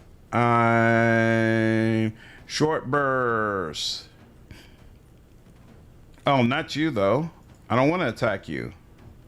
Oh, are they saying that he's the only one? Why? Oh, do we not have a good enough angle to attack the other guy? That's interesting because that's not what they said. 30%, 20%. It looks like they won't let. Why can't I use Overwatch? What's up, Wyvern? How are you, man? Thanks for the news about the enhancements, updates for Beandog. Love our trading team. Keep working on the titles, improving them. Me too, man. I think it's super, super cool. The first game we played was Esoteric Ebb, and apparently it's going to release early next month. 110% I'm going to play that game. Check it out. So I'm looking forward to it. I do not like this. Why is all of this grayed out when... Oh, wait, that's our HP. So how much AP does he have? Where do I see how many action points he's supposed to have? I'm not sure, but you know what? Fine. We'll just go. They're not letting me even attempt to attack the other person, so I'll just go with you. All right. It uses a tag and metadata, but not on actual Steam tag. Got you. Cover me. I'll flank him. What's up, bro? Seeing this last preview. Looks interesting. Build a bit more hype. Yep. I'm absolutely looking forward to Celeste 2. Target's easy to hit and flank from the vulnerable side. Sounds good. Oh, that's right. They told me to go stand over there. Okay. This is part of their whole shindig. Cool. Ooh. Well, that looked rough. Fidget, it's on you now. All right, will do. Wow. You sound very happy about this. Dropping by the show before bad. Have a great stream. Hey, take care, man. Always good to see you, Wyvern. Always good to see you. And yeah, this is gonna be bad for you. Oh, he's got a shotgun. Okay. Yeah, all clear. Enemy squad neutralized. They're trying to break through. Let's meet them with claws and fangs, as Warhounds do.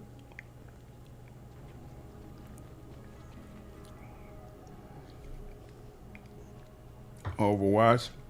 I was about to say, why are you automatically... Are they really gonna walk me through using each ability?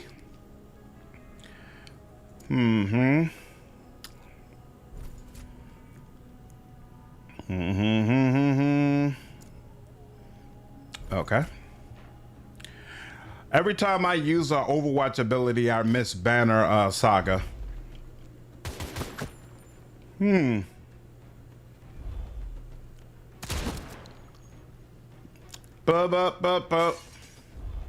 Ah, he broke through the window to get in. Isn't that nice? Our meeting with the president failed.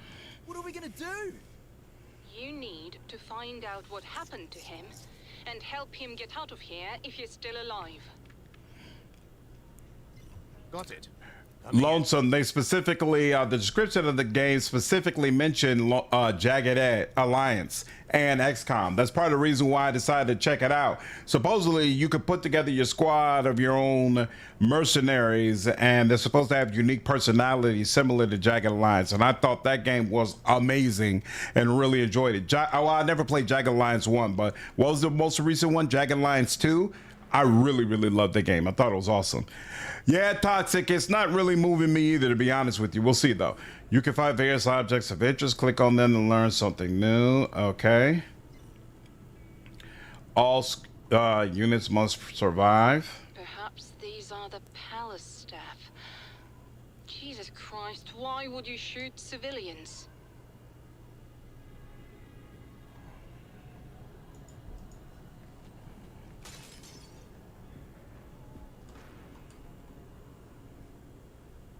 They want me to go all the way to the front, okay. Playing the shit XCOM knockoff demo before I play XCOM 2. Hey, it is what it is. Hey.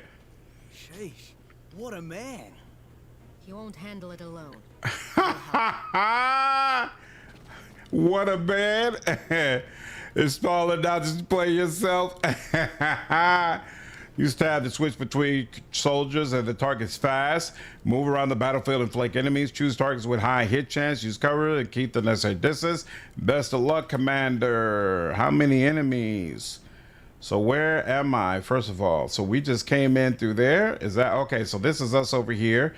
And then we have a bunch of different enemies. And I've got Mabe first. And she should be able to just kill this guy outright, right? Yes, she can. So, brings out of cover. I don't know what that means, but we're going to try it. Go, go, go. Interesting. And then that's Overwatch. We already know about that. So, what's this? He won't get up. Okay. What? Does that mean brings one of them out of cover? How does that work? Anyway, I know you have the shoddy.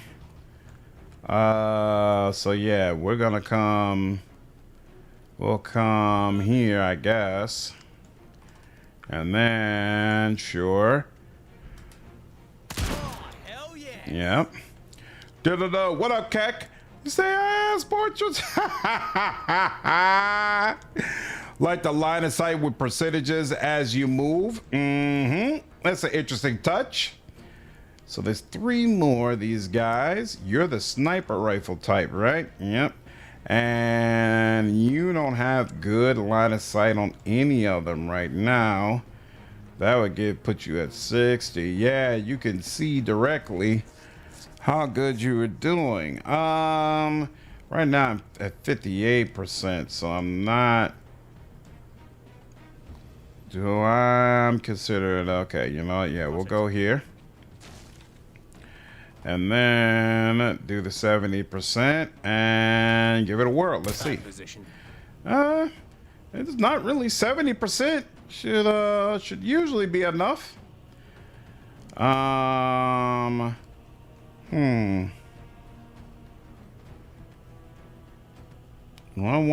you know what? Can she? No, she can't. Oh, she can. Oh, look at that. Well, heck. I'm not in a hurry. Oh, yeah. Oh, well, nice. He's not useless. Oh, wow. 2 of them in one go. Okay. This won't end well. Are you? Oh, no, that was close enough for Overwatch. What now? Oh, more.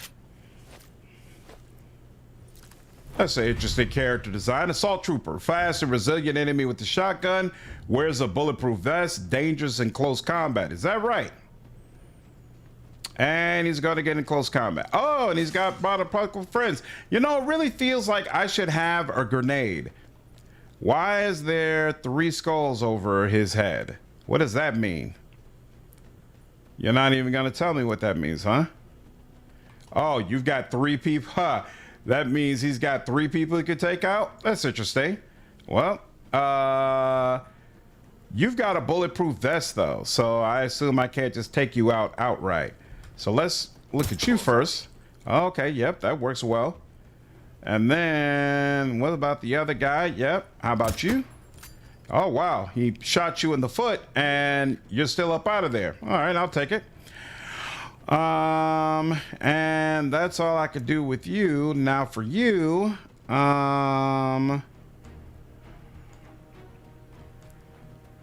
so these are the two guys. Let's see. So if he comes over here, he does not have enough to be able to shoot. She could at least come over here, and then it's a 50-50 shot. Sure. Oh, a little bit. I should have moved, old boy, but you know, it is what it is. Ooh, ooh, just lovely. This feels like Empire Sin. I never played Empire Sin. Take it, not much of a horror game aficionado. So, no, I'm not big into horror games. I've decided I will play more of them, though, since I have a channel now. Somebody kill it. Damn. That's not cool. Because people keep, there are a couple of horror games people keep asking me about. Why aren't these games set in Sweden or Norway or such place? Tired of seeing Latin American, African settings for military games. I think that's an interesting question. Very interesting question. I also think it's always interesting when they do things like, oh yeah, this place in Africa is in complete turmoil. Only this team can save them, and it's all white people. But I digress.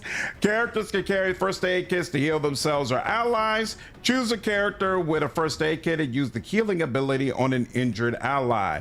Is one of my allies injured? Well, first and foremost, she's got a clear shot, so gotta take advantage of that. Not bad. Armor destroyed. You know, that bulletproof vest doesn't last forever, buddy. Oh, man. Oh, yeah, she really did it in buggers. Quite flashy. You have my respect. Wait, isn't that you in the portrait? You see, we're looking for the president. Why, yes, I am the president. What? You thought I'd sit this one out in the toilet while my people are being killed? These voices are killing No me. offense, champ, but that's exactly what we thought. Palace is getting surrounded as we speak. You need to evacuate the president as fast as you can. Our helicopter will try to pick you up from the garden. Not good. Grab the president and Delta. Wait a damn second.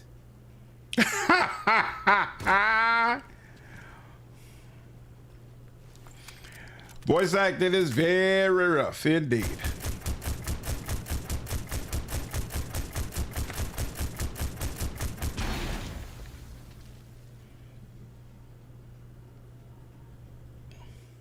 I don't think that's how statues work.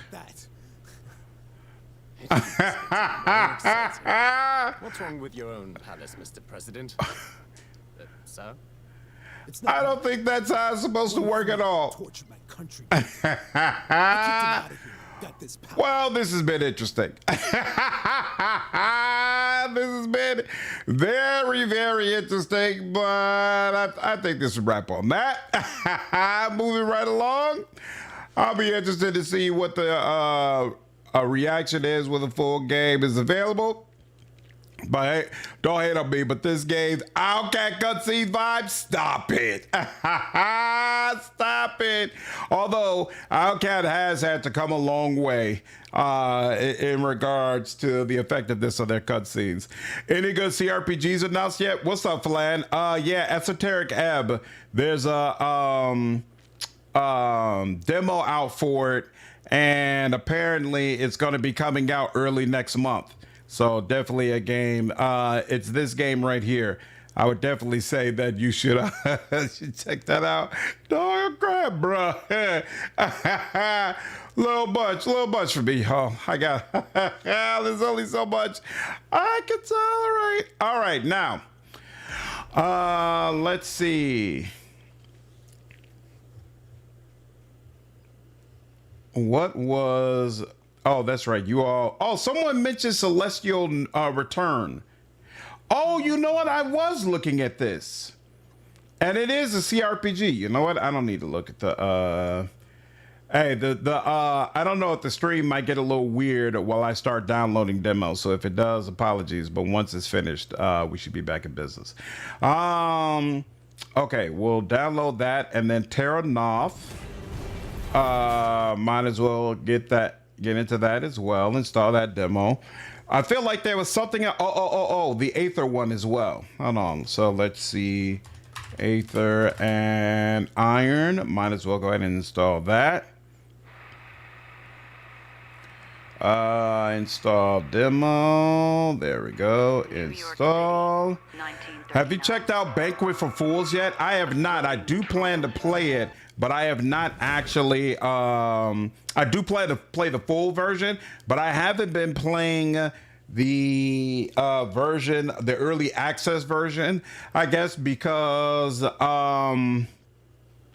it seemed like a game that was highly focused on combat.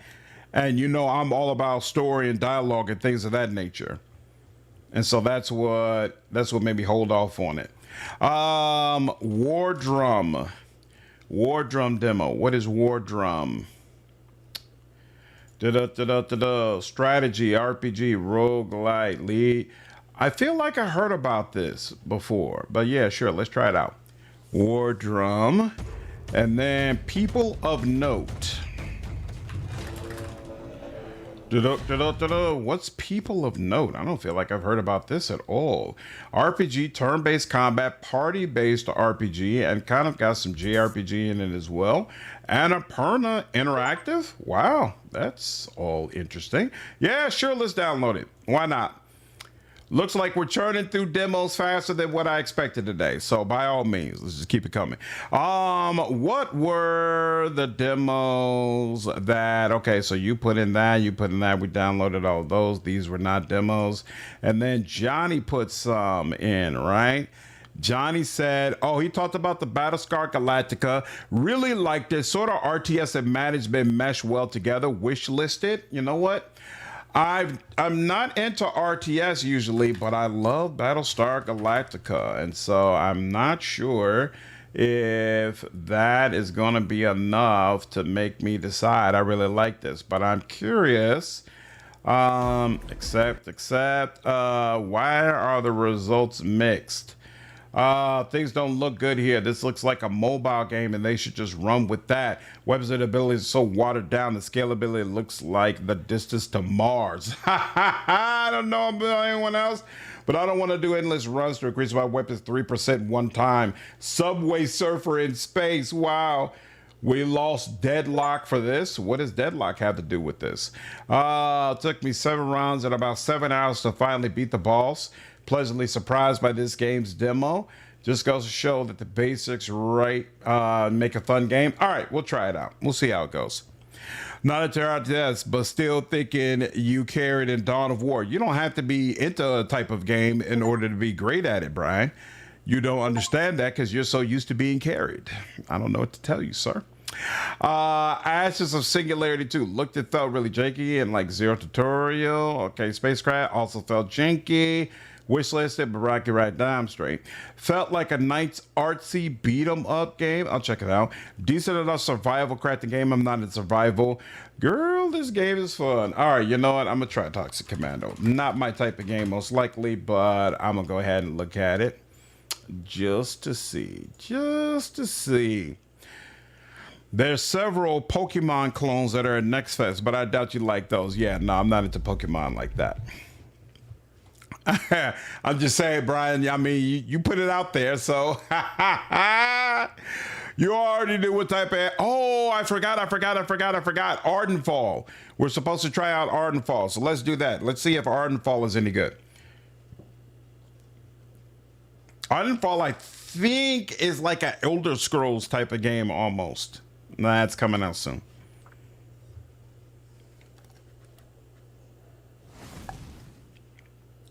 Spellcast Studio.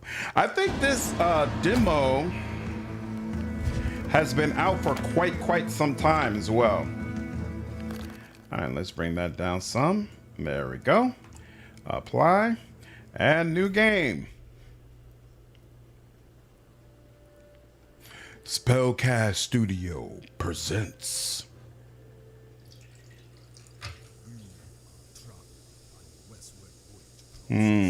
I'll raise audio up a little bit after we get through with this.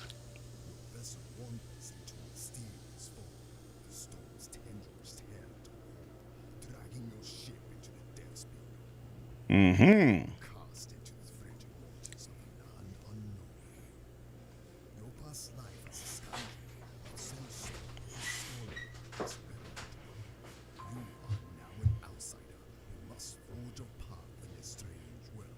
Oh, you played this, Godhand? So you said it's pretty good. It's supposed to be a Morrowind-like? You all keep telling me that Morrowind is actually the best of the Elder Scrolls games. Karu Elf. Karu Elves are native to Aruden and are quite agile and stealthy. Nayar are native to the eastern lands of Kabbalan and are adept at many forms of magic. Elemental magic, alteration magic, psychic magic, and +1 speech. What up, Jovi? How are you, man? The demo I wanted to play is not translated in English yet. Which one did you want to play? Beggars for Fools is a CRPG with a very interesting aesthetic that I feel you'd enjoy if you haven't checked it yet already. Yeah, I saw a little bit of some footage, and so it looked really, really creative. And I know it's an indie game that's like handcrafted by only a couple of people. So 110% when it gets fully released, I plan to play it and give it some exposure. But I got the feeling that it focuses heavily on combat and story is like really kind of non-existent in the game. Is that untrue, Lonesome? I'm kind of interested in Toxic Commando just because Carpenter is involved, but the last IP I was excited about was just Friday the 13th game. It wasn't all that good. Daggerfall is the best. Yeah, I've heard people say that as well. Daggerfall is actually the best one. Interesting. Maybe one day I'll be able to check it out. All good, Skip. This time we are looking at Ardenfall. Male. Oh, you can choose if you're an elder, adult. Okay, see, those are the two options. Okay, we'll go with elder. Obsidian dwarf.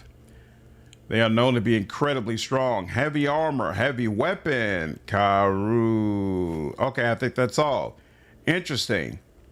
And characters might react to you differently. Okay. I like the idea of being good at magic, so let's go with that. Phase 3. Hair. Can you check? Yeah, I can. Bone. Oh, this is supposed to be like their true cut, I guess. Horns, you could change that as well. Outlaw, warrior, bald. Okay. I guess that's as good as it gets. All right, and that doesn't have a whole lot of options as well. What about some gnarly horns? Yeah, that's about as good as it's gonna get. I'm cool with skin color. I like the scar actually, so we'll stay with that. Okay. Let's see. Intelligence, maximum mana, movement speed, max health, reputation and barter prices, okay, and strength. You missed all the bad demos.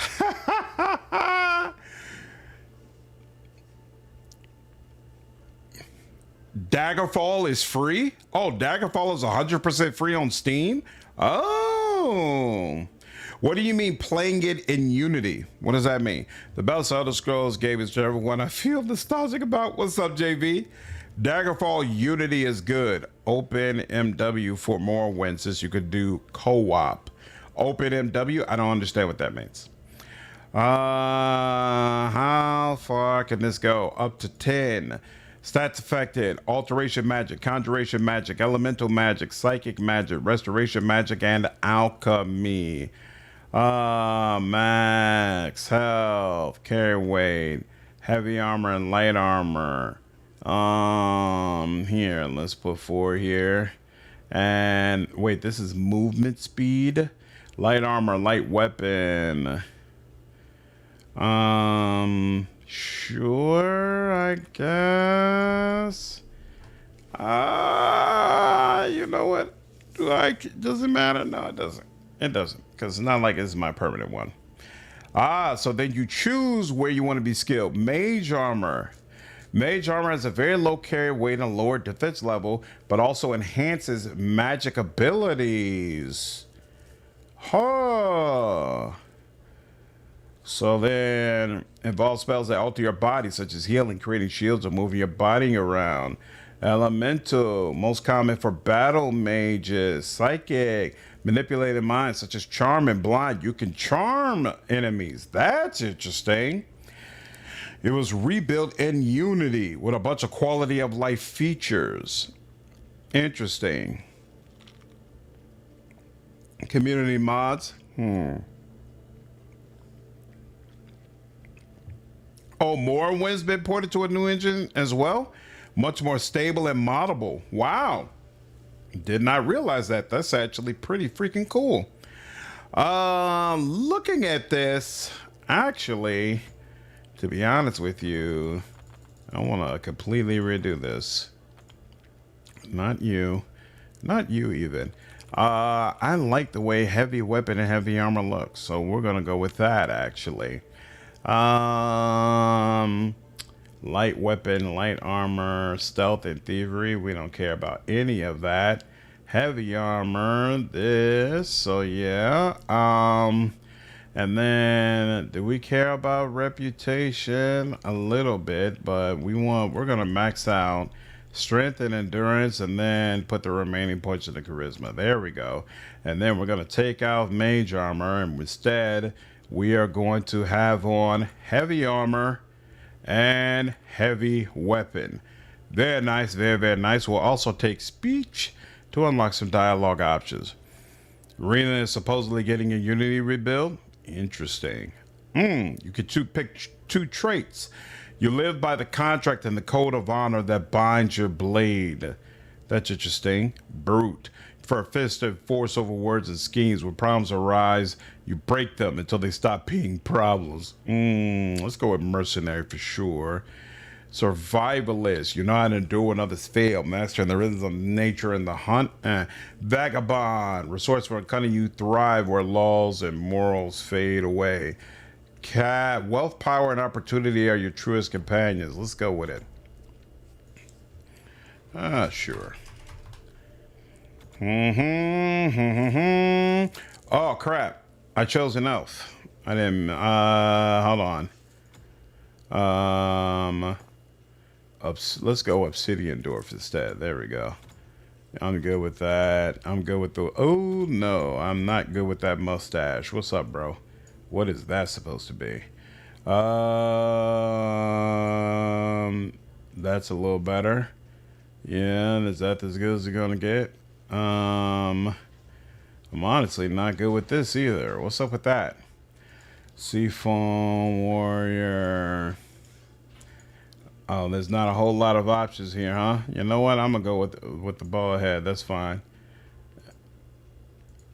And no more brows. That's interesting. So we'll just keep that like that. There we go. There we go. There we go. There we go. And bam. What's up, Paul? How are you, dude? What's up, Travis? I hope you had fun with Space Marine too, dude. You want to create this character? I do.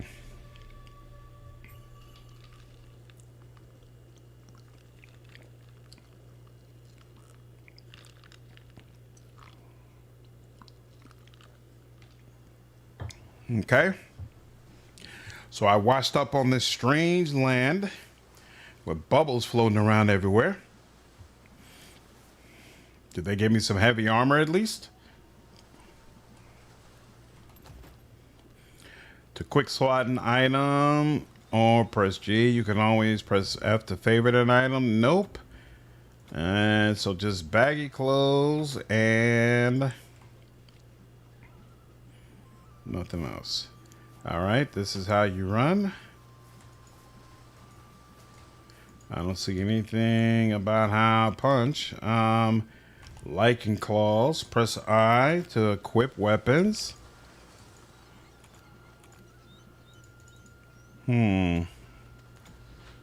Doesn't say anything about a weapon. Lichen claws commonly used for defenses. Why isn't it listed as a weapon? I double click on it, nothing happens. Okay, nope. There's nothing I do for that. No problem. Nothing I do with this. Who are you? No voice hacking. Okay. Oh, you just finished Avowed? Nice. How'd you like it, Maroon? Someone's still breathing. Praise the waves. I was starting to think the ocean had decided I'd make a fine meal. He calls, pushing himself upright. We need to find help. Geki. Neutral. -10 rep. Oh, raggedy clothing. Interesting. I march through pain, regardless of rain, frigid waters, or strange magic. And pressing 2 does not hit that. Okay. Succeeded. Check. Mercenary trait. Nice. Well, you seem to be a stronger spirit than I. He hacks out another cough. And pressing spacebar doesn't do. Okay, got to manually hit it. Capitalist. That's a very expensive robe you have. You must be quite wealthy. Good eye. With sight that sharp, you must be of higher stock than a commoner. Who are you? My name is Geki, one of fine company. Now of wet sand and poor luck. I shook your hand, but I suspect we're both beyond ceremony. Did you see what happened? I don't know. Some bizarre storm. I had returned to my chambers and all was fine. Then I woke to a frenzy, unable to see anything. I stepped out and the deck was breaking, boards flying, a twister howling through a sickly green fog. He called uncontrollably for a moment. Then I was hurled over.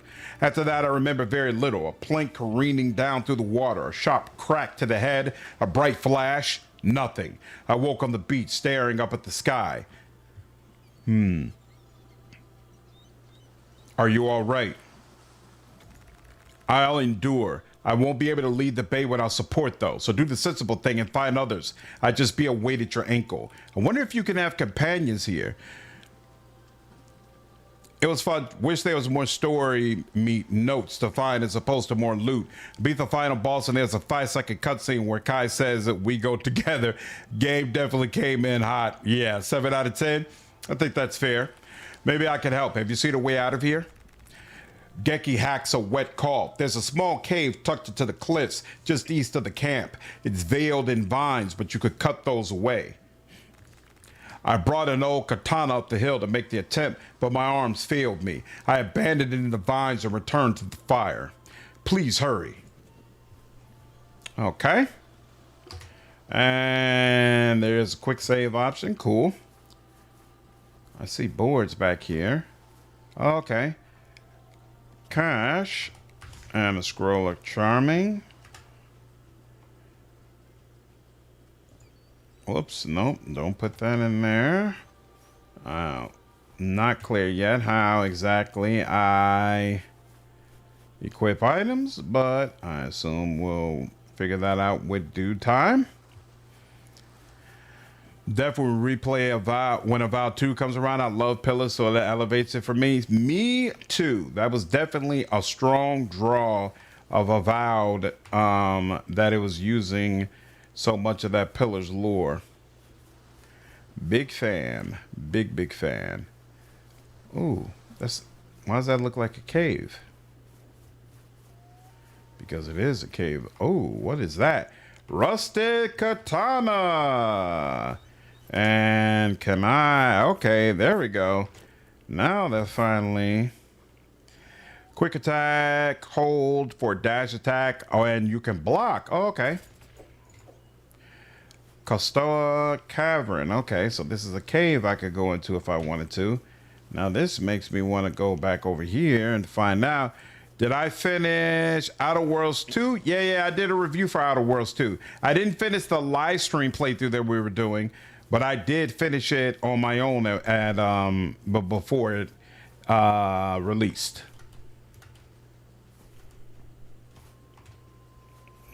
They saved the game here. Okay. So far, I like the way this world looks. It actually looks pretty cool and distinctive. Why do people say this game is like Morrowind?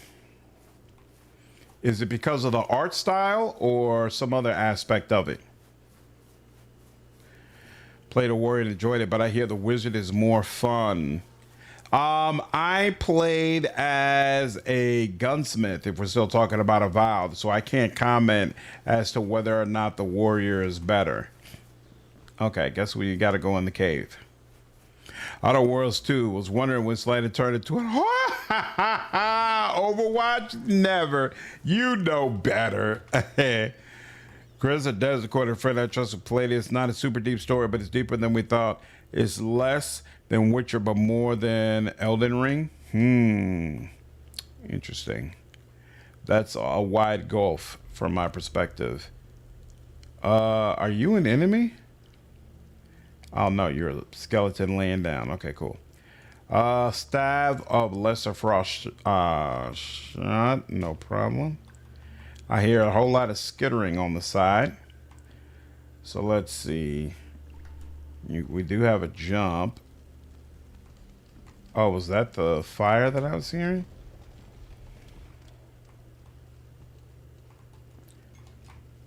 Potion. Mushroom. Hey, I got XP for picking up the mushroom. I like it when I like playing games where you're rewarded for interacting with the environment. That's one of the things that really attracted me about Dragon Age Origins. You know, every time you unlocked a codex or something of that sort, they were like, hey, good on you. Here's a little extra.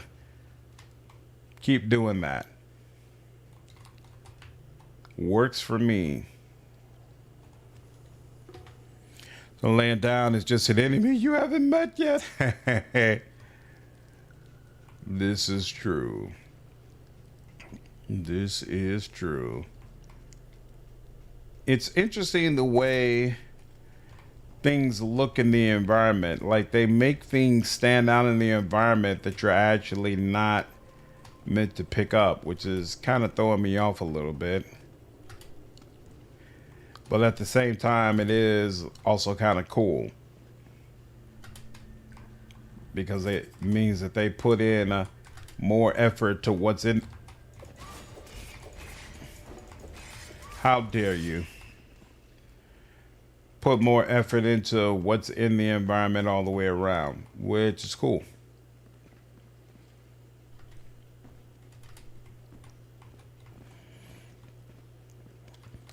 So far, I really like the art style of this game. I think it's cool and unique.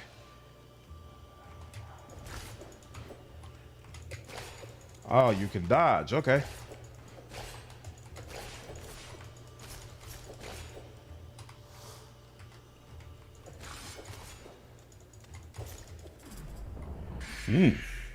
Beautiful.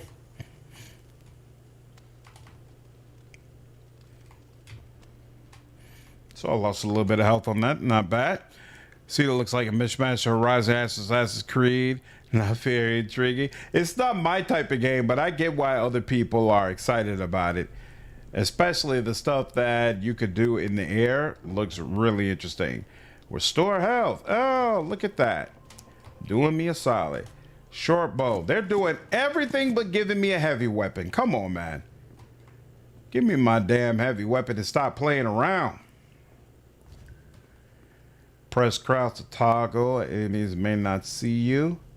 Attack when it's dealt to do extra damage. Okay.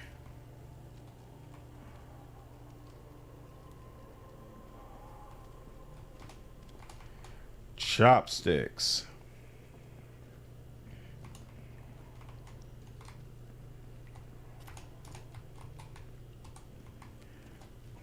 Nightingale.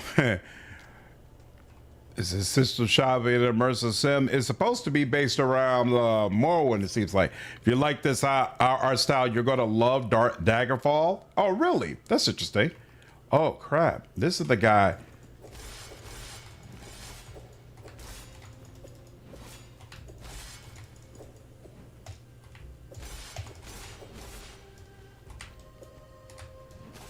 Ooh. Oh, crap.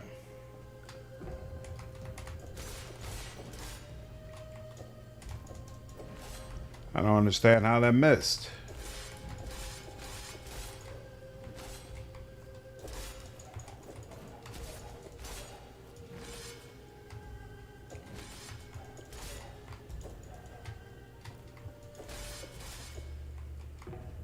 Whoo. Give that to me again. And one more time. Thank you. Are we finally? Greaves, boots are. Ooh! Rusted greatsword. An old weapon corroded by the sea. Beautiful. I will take the rusted greatsword. Damage, weight, and value. Okay, so looks like it does not vitality, stamina, mana.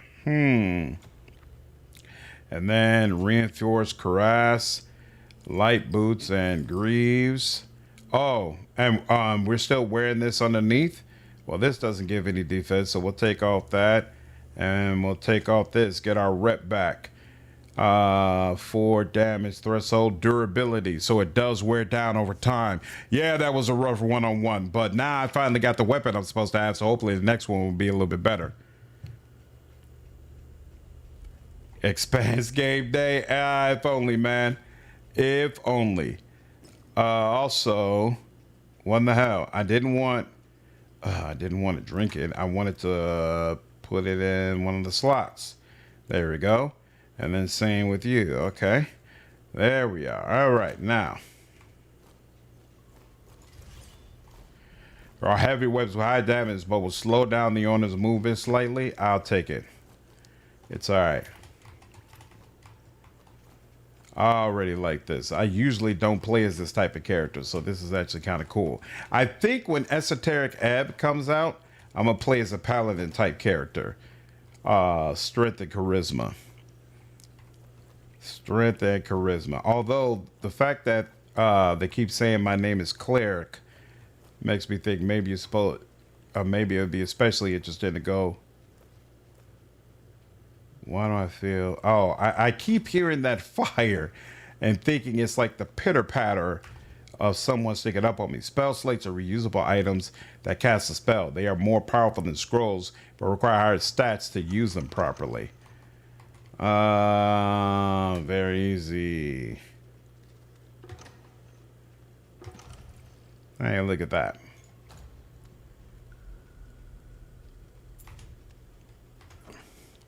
There's an ultimate spiritual successor. I think it's supposed to be a more so based on Morrowind. I've never played Ultima though, so you might be right that it seems closer to Ultima than Morrowind. I do know though that in my personal opinion, the game is a little bit too dark, at least in this section.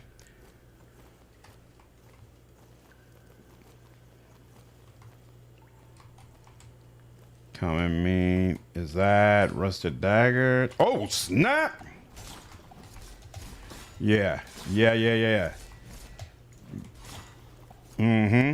Who you think you're talking to? Absolutely not. Absolutely not, sir. Thank you so much.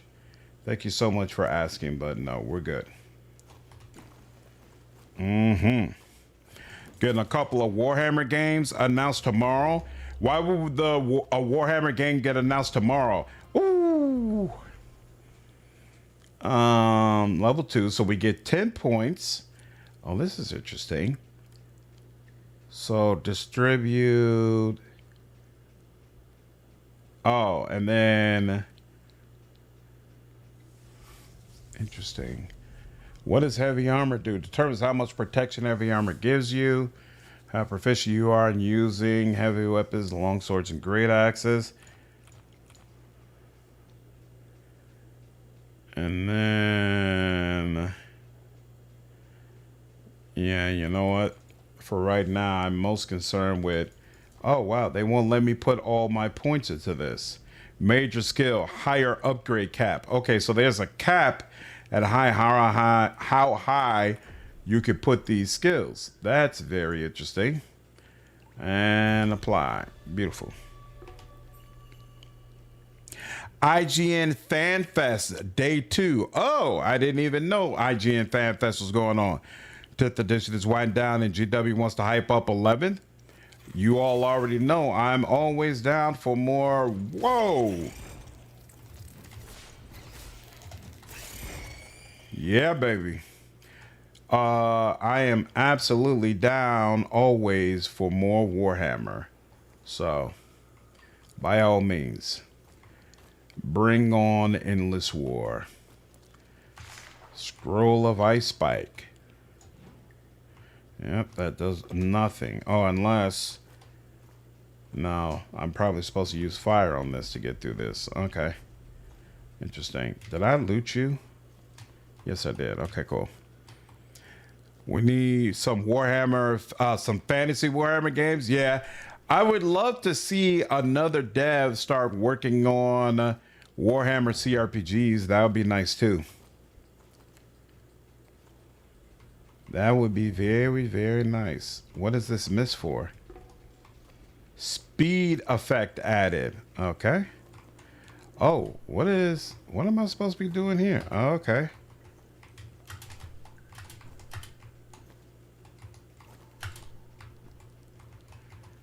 Jumping feels very weird. It doesn't feel like I'm jumping smoothly the way I should be. Reinforced greaves. Ooh, okay. Those are probably heavy, right? Let's see. Reinforced hood. How do you know? Okay, heavy armor skill. Heavy armor. Oh, this requires you to have a certain amount of heavy armor skill if you're going to use it. And I do. I do. Now, I'm confused.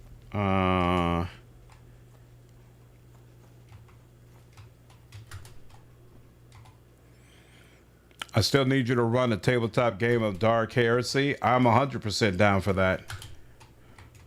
Well, I wouldn't be down for running it. I don't know anything about running the game, but I'm down to put one together and play it. Night, Matt. Have a good one, dude. What's up, Sir Lag? Age of Sigmar makes more sense for a Total War game than 40K. Why? Oh, you can swim. Okay, I didn't realize that. That's interesting. So why are they blocking me off here? What would they prefer I do instead? Yeah, it's just pitch black when I go down here.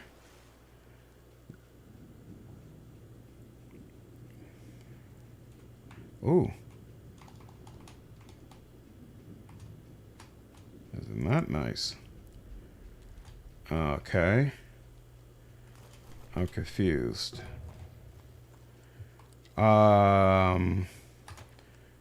Says that the cave is just each tucked behind the cliffs. He said I should find an old katana he left up there. I already did that. He said it's in progress though, but I found it. So maybe I'm supposed to go back to him. You'll be a good DM. You just gotta leap in. I'm down for it. I'm down to try it. Oh, maybe that's why. Am I giving speed because they expect me to go all the way back to the beginning and give this guy his katana? All right, here, let's go. Let's see what happens. Let's see what happens when we go back and talk to him. That thing looks very interesting to me. I almost wonder if I'm meant to shoot it down. Can you have multiple? No, it doesn't look like you. Well, you know what, here. Short bow are marksman weapons with fast aim and speed. They say I have no. Here we go. Ha ha! Oh, that's how that works. That's interesting. So you can take out the fire from a distance. Da da da da da. Don't go back. He wanted you to find a way through to the other side. Okay. Take care, Travis. Have a good night, dude. Age of Sigmar would be easier to design and make, still largely medieval fantasy, but 100 times the craziness. Okay. Hey, I'm down for Warhammer in whatever way I can get it. Let's see. Do I have, this is Ice Spike. Easier than futuristic combat. What's up, Kaiser? Looks like you're streaming the buffet thing tonight. Yeah, we've went through like 4 or 5 dibbles at this point.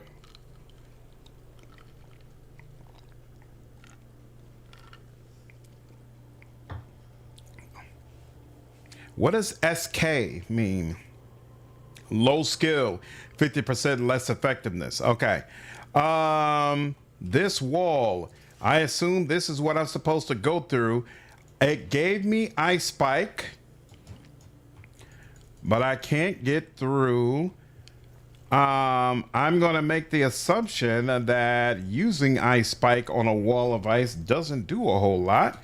But you know what? Let's not make assumptions. Let's just go ahead and quick slot this. It's a 3. This is Ice Spike. This is Lightning Spear. Some is lightning orbs that hover around self. That's not going to help. Charm is not going to help. And I'm too low for that.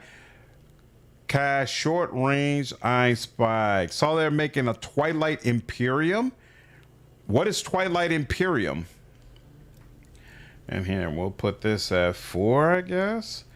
Wait a minute. Why is it not, oh, you gotta actually, okay. You gotta actually click on it. Okay, now. If we do this, putting Ice Spike on a wall of spikes actually does work. Who'd have thunk it? And it's interesting to note that I can even do that, even though I have very low skills. So cool. That's another feather in my cap. I'll take it.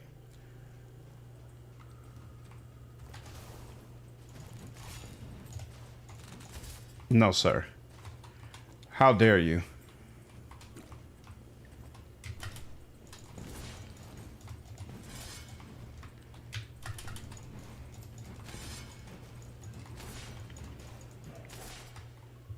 Thank you very much.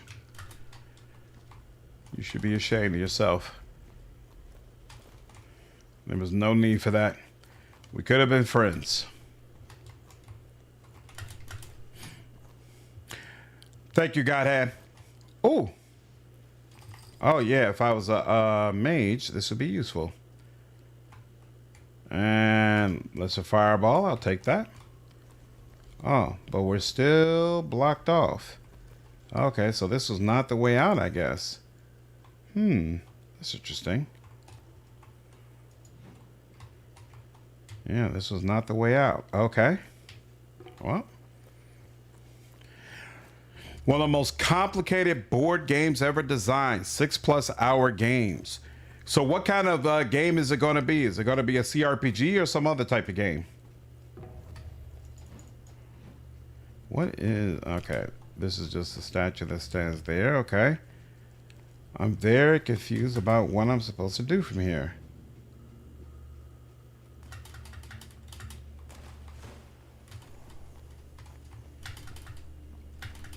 Oh. Why is it wouldn't let me double jump before? Or at least it seemed like it wouldn't let me double jump. Oh, crap.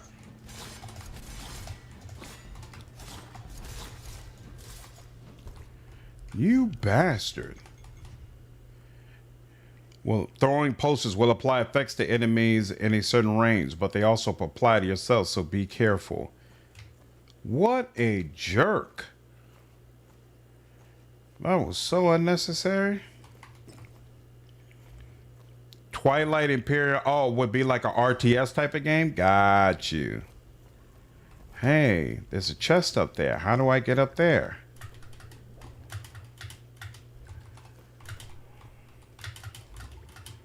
You are not letting me double jump from here. Interesting. Huh, alright. Keep that chest in mind. It's translation of a board game into a video game form. Yeah, 4X. Okay. Ooh, rusted great axe. How do you know if one is better than the other? can they, doesn't look like they will compare it. So you just got to know what's going on. You're carrying too much weight. Decrease your movement. Oh, okay, 120. Well, hopefully I'm about to run into a bit. Oh, I see. It's right here. Oh, and it does show you in this section. Okay, so the rusted great axe does 20 more damage and 78 more heavy damage. Beautiful. That's what I like to see. Yeah. Night Keck, take care, man. All right. Lots of stuff there. Quest, notes, looter's journal. Connection better be solid. Okay. And we got me. Oh, levitation. Oh, the ability to levitate. Whoa. Whoa, whoa, whoa, whoa. Potion of speed. Okay, so you can't double jump, but you can use potions and scrolls of levitation. Got you. Okay. That makes sense. That's actually pretty freaking cool.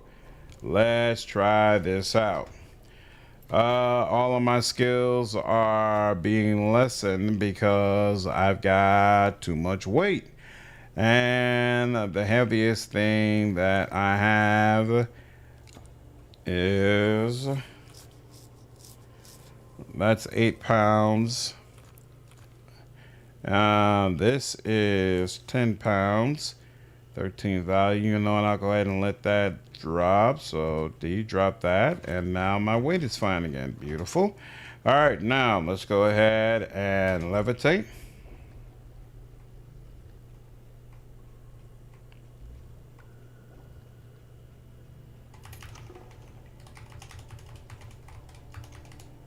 Very, very interesting and very cool as well.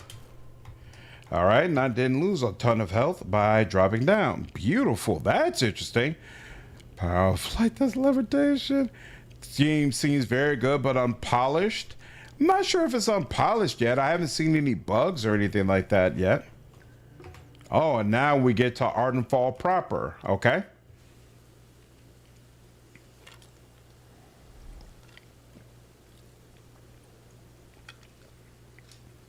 All right, Bisawa. And now I got too much weight again. But hopefully I'm about to enter into a vendor.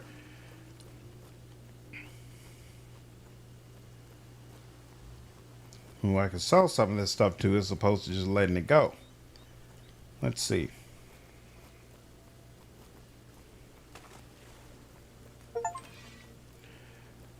Arrive in the town. I have. Thank you very much for noticing.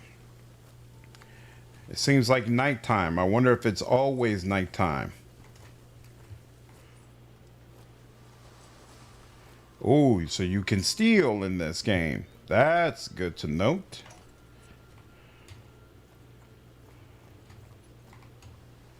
Don't just go in people's houses picking up random stuff because you might get slapped on the hand that way. Looks as if you're venturing at the bottom of an aquarium. Oh, hey, okay. So when he's got the money symbol, that's how you know it's a vendor. Just like the UI and stuff can use some work. Got you. A dwarf, here of all places. You've come far, too far. Bisawa's little welcome to spare. That's all I can tell. If you want more, speak to Iago.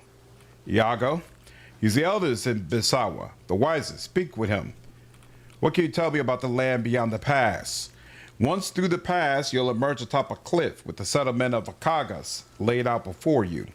Akagas no village, it's a city, market, shops, inns, and a tower, shining green all night, far out over the sea, unlike anything most from Bisawa have ever seen. What can you tell me about this strange fog? Not much, I'm afraid. Folks all say different. The fog's been here since I was small. I'd like to see what's for sale. All right, but with the creature blocking the trade route, we don't have much to spare. Have a look. Ooh. I don't have enough. Oh, okay. One more point in heavy armor. and then I'll be able to get this stuff. But it's very expensive right now. Interesting. But he's got the whole set. Isn't that nice? Leather backpack. Oh, increases the carry weight, but that's expensive as all hell also. Scroll of soothing. Cast calm on a target. Charming. Dread. Okay. Rusted dagger. Shell great axe. I right now am using a rusted great axe. 79 damage. 190. Okay, so this is significantly better than what I have. So actually, I'm going to go ahead and buy this. Why not? Shell great axe. Cool. 151. And I'm going to give you my rusted great axe, the dagger, and my rusted katana. This world does look underwater. I agree. Yeah, sort of a SpongeBob world. Agree. Take care, white guy. Have a good night, dude. I don't have enough skill to use this anyway, so we'll take that, and you can sell that, sell that. I'm gonna keep those until I have better boots. We'll sell these and these, and I don't need these robes, and I don't need these robes either. So there's that. And then I will buy these boots. Oh no, these are light boots. Hold on. So these is, I got plate helmet, plate greaves, but these are light boots. Why is it only light boots available? So wait a minute, these, yeah, light armor. Interesting. So you only have the heavy plate and heavy greaves. You do not have heavy boots that I can take advantage of. That kind of sucks. The threes, book 1. What is the threes about?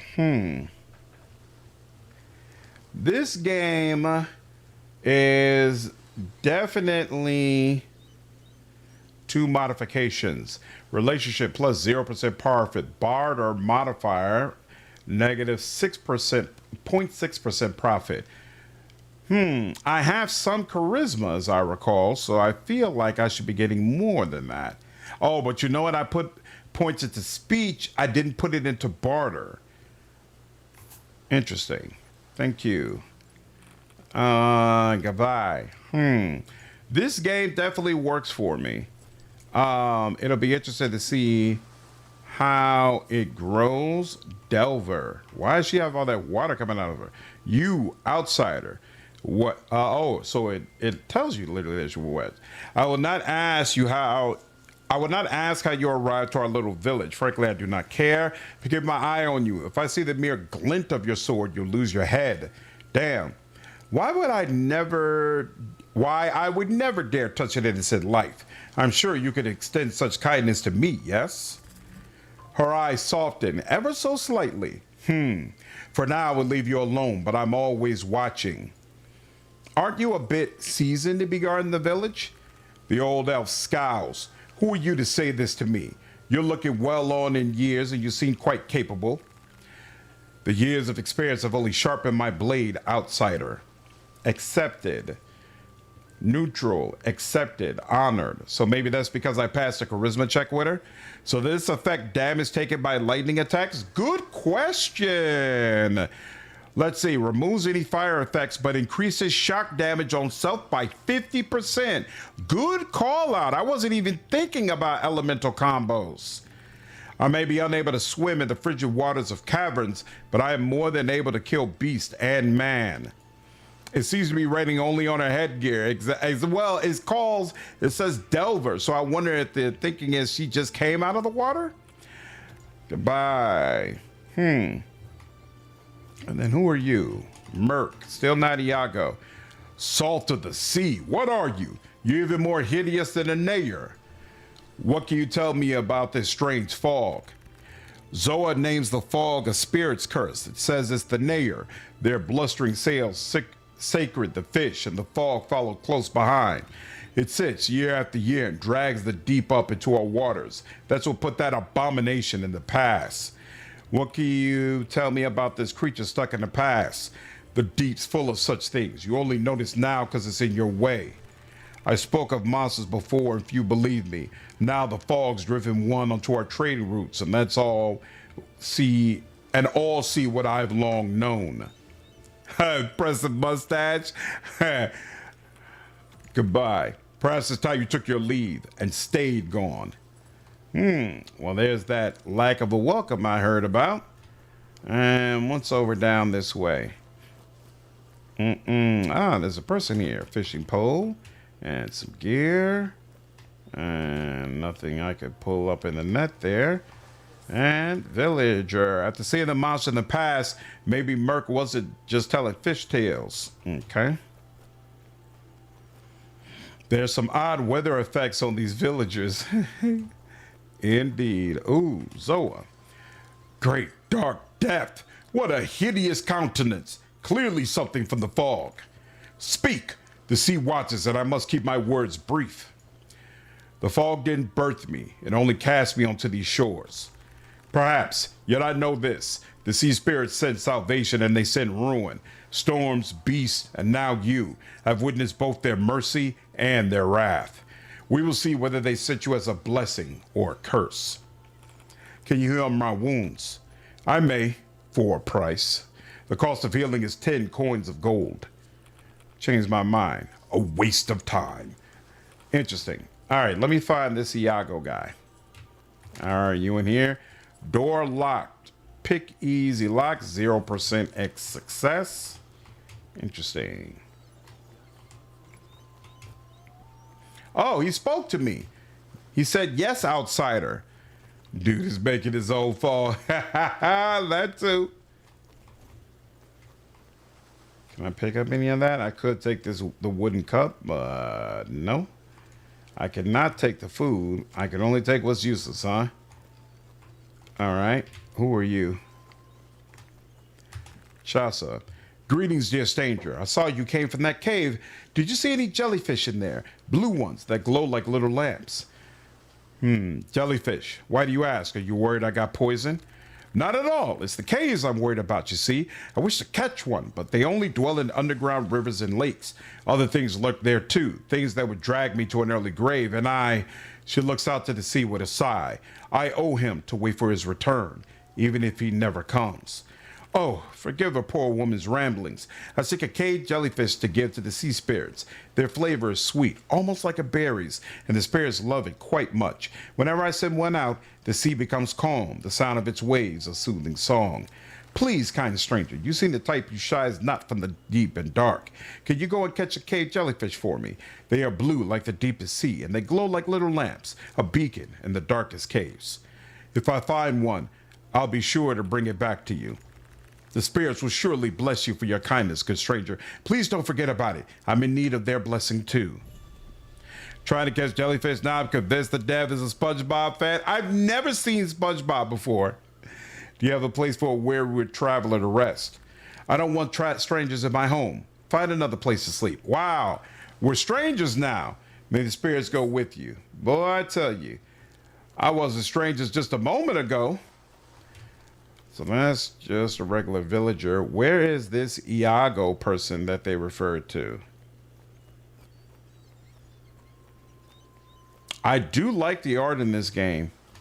Very easy success. Beautiful. What happens if they catch me doing something that they feel like I shouldn't do? Steal an item. Hey, look at that. They're like, when you gonna stop being a punk and just go ahead and take it? Take it, take it, take it.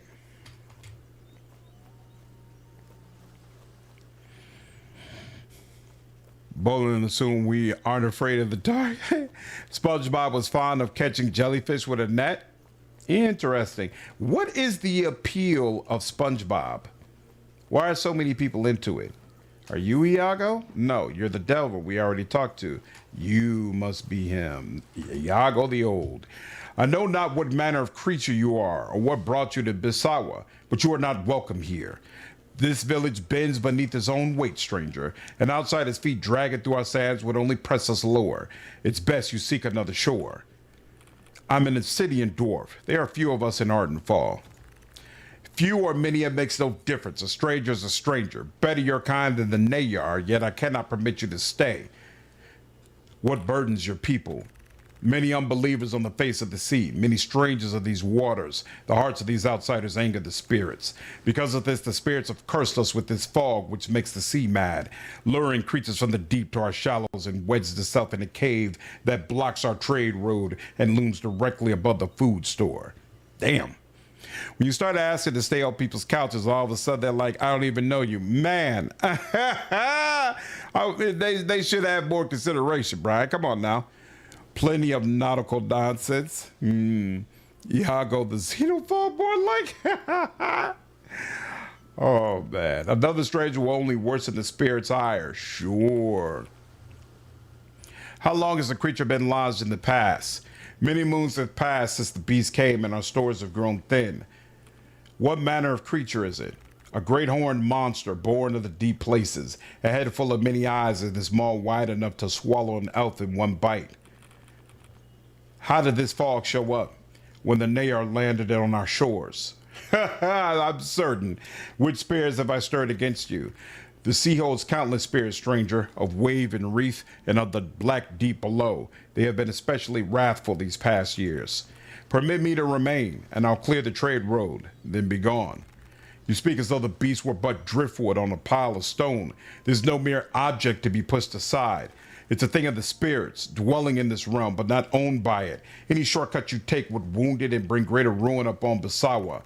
This matter is not for strangers. I will not allow it. I ask you again, depart from here. I give my hand freely and respectfully. Do you and your village think this creature a god? We know not what it is, nor do we pretend to, but it comes from the spirits of the sea, from the cold, dark deep, a messenger perhaps. If it could be returned safely, I would see it so. I give my hand freely and respectfully. I will bring no harm to this creature.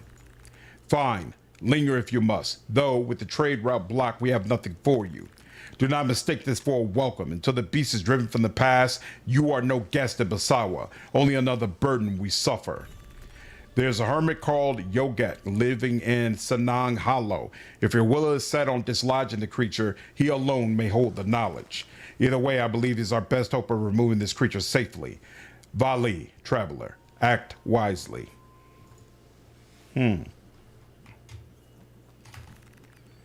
Seek him out, and it will be him. Want to ask questions about Yogek? I'll permit it. Where is Sanang Hollow? Just east of here, between Basawa and the pass. A fair place, but perilous. They say it was once the seabed itself, long ago. Old as the waters are treacherous still. Where in Sanang Hollow does the hermit Yogek stay? That I cannot say. Few of us set foot in the Sanang. It is Yogek who comes here on occasion, seeking supplies for his alchemy. That's all I had to ask. Are you supposed to be the elder of this village? What is this? Bubble Dew. Makes one's skins rather sticky. +1 physical damage resistance for 10 seconds. Bubble Dew? That's interesting. Hopefully they lean into the Lovecraftian impulses. I'll go do some impressive manscaping on his facial hair. Are you supposed to be the elder of this village? I serve the position of an elder when it's needed, but nothing so formless to give me a title. All right, goodbye. Do I have a map? I do have a map. So speak to the hermit. Okay. And then that's a weird way to, that looks odd, it being over there like that. But wow, this is a massive map. If that's really the scale, that's interesting.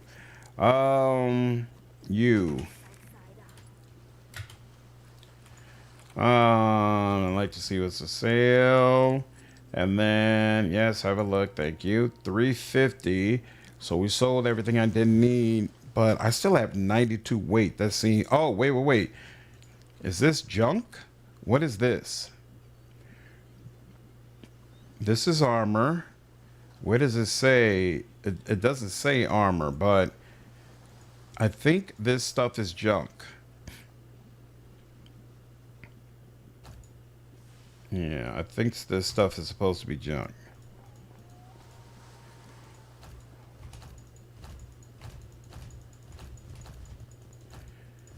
Placeholder.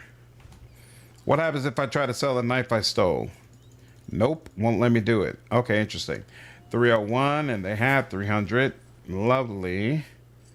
I shouldn't have done that. It's fine. Here we go. Come on. Now, this is heavy armor. This is heavy armor. And we didn't have any other heavy armor stuff we could take, right?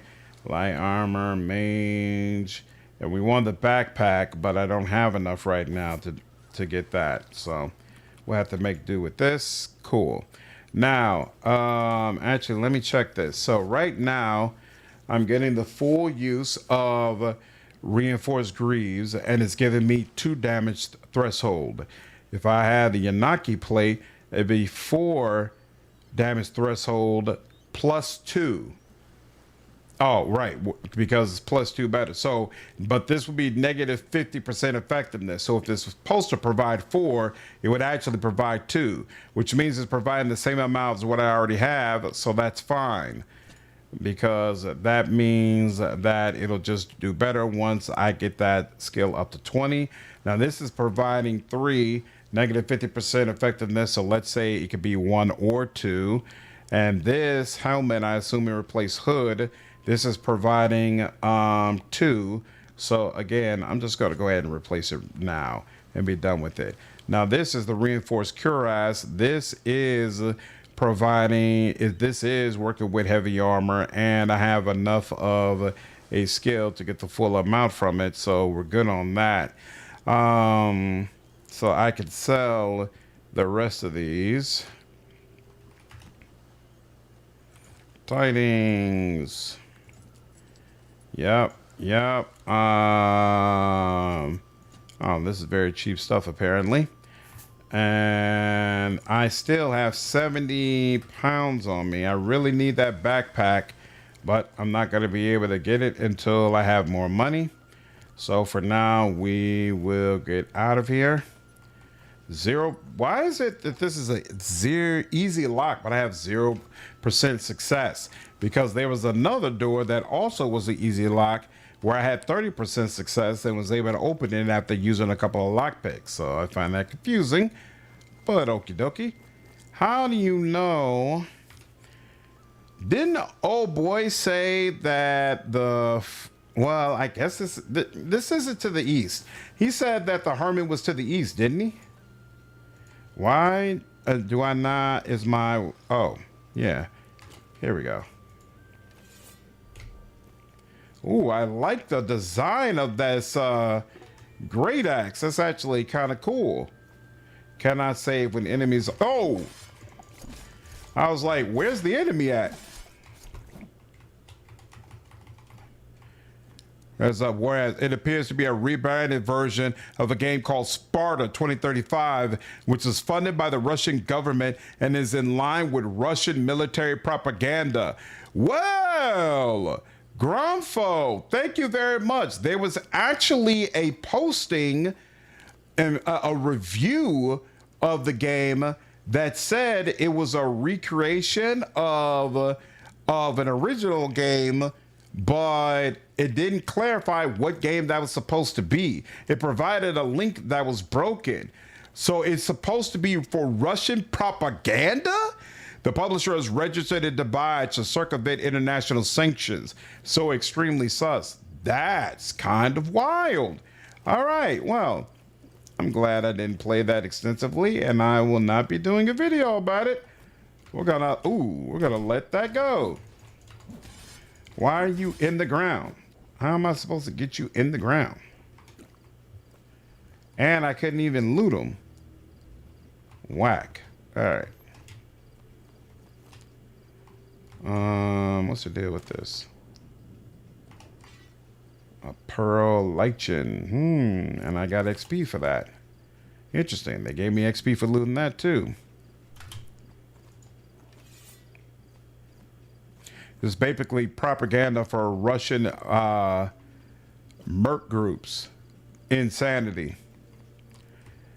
Pure insanity. Oh, Geki. Look at that. Miki still standing, I see. Small comfort. The cavern was disagreeable, and I'm glad to be done with it. You're clearing the path, allowing me to leave it behind, and for that I'm obliged. Apparently, a creature has taken residence along the road to Akaga, an unnecessary complication.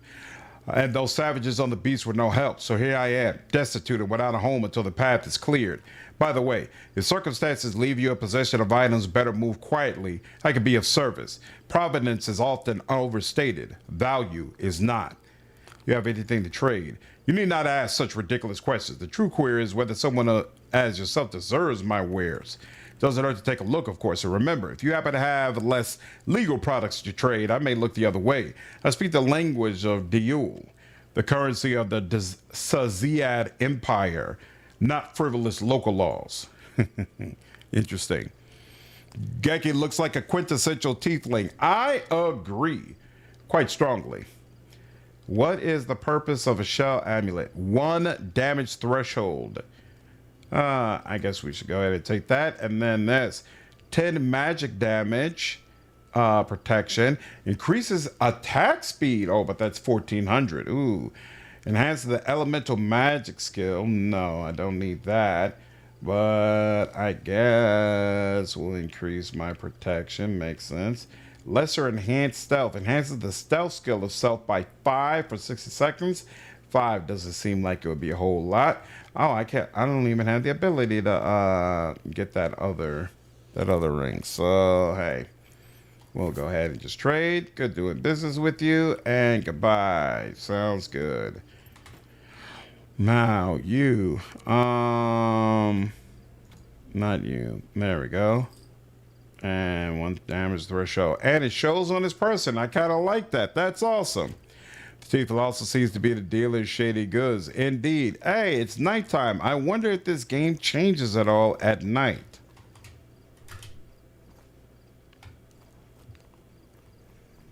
Like if it causes you to have to face more difficult foes or anything like that. What in the hell is that? Why won't they let me jump? There we go. Are you an enemy? You are. And my axe is ready for the job. Oh, and there's a whole nother section over here. Isn't that interesting? Yeah, I feel like this game is too dark.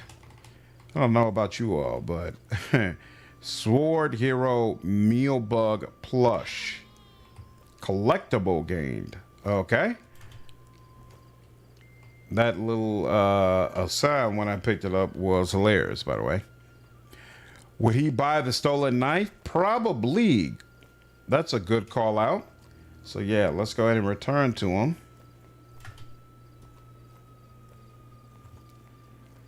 Forgot about that. I didn't even look at the trash section. Are we gonna have to go through 2 things every single time? All right, so the knife barely sold for anything, but still. It squeaks with every step. Am I supposed to sell this or keep it? I'm gonna keep it just in case. All right, and goodbye. Okay, now, apparently I have not reached the hermit yet. Speak to the hermit in the Coral Forest. I have. Says there's a cave entrance just east of his camp, tucked behind the cliffs and covered in vines. I should find, right, no, we already did that. Bizarre massive creature. Find the glowing jellyfish. Yeah, here. This is it. Between a rock and a hard place, a bizarre massive creature blocks my path. Ask me to bring this. The way this journal is set up is very odd. Hey, must be a tiefling. There we go.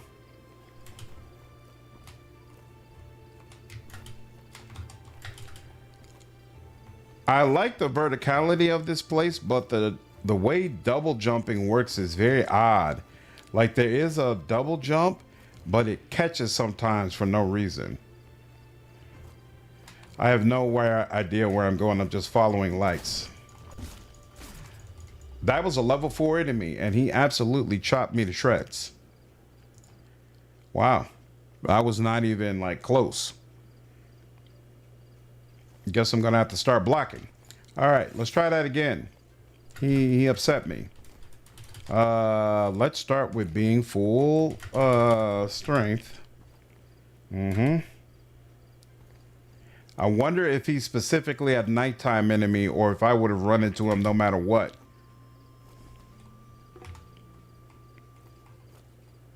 Yeah, absolutely destroyed. I don't understand what that was, but okay. Oh, crap. No. Crap. That like replaced my the weapon I had. Okay. Interesting.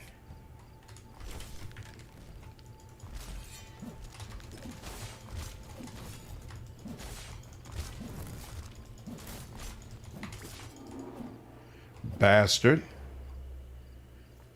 Didn't appreciate that in any way, shape, form, or fashion. Go ahead and get my heavy armor increase so that I can wield my armor properly. And then here, we'll reduce this down. There we go. And take that. Beautiful.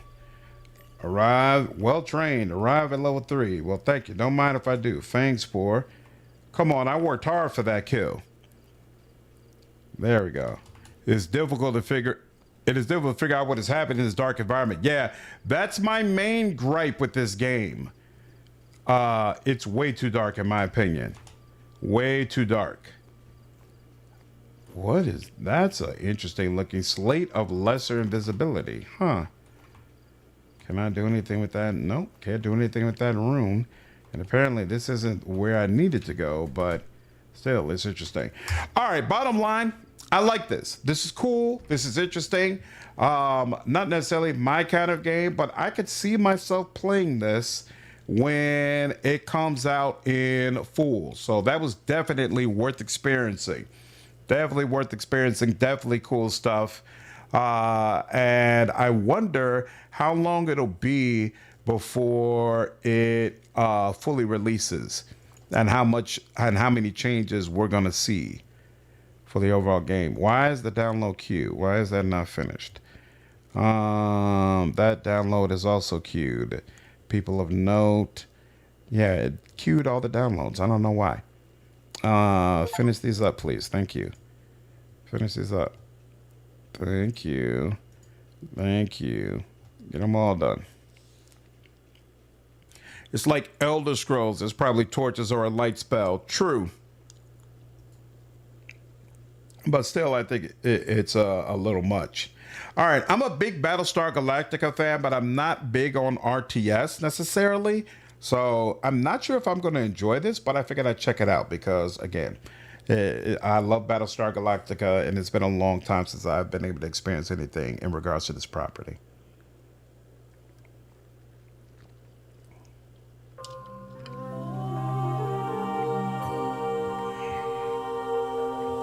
I remember that theme.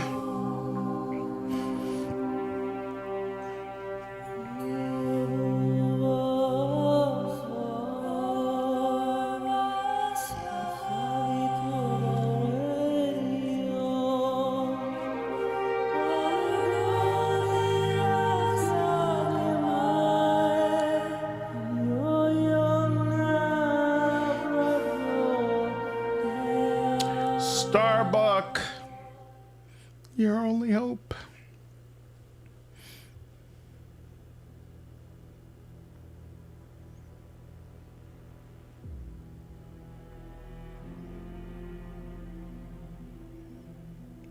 So I know this is an RTS, but I don't completely know what that means. I assume you're supposed to be building up fleets to go up against the aliens.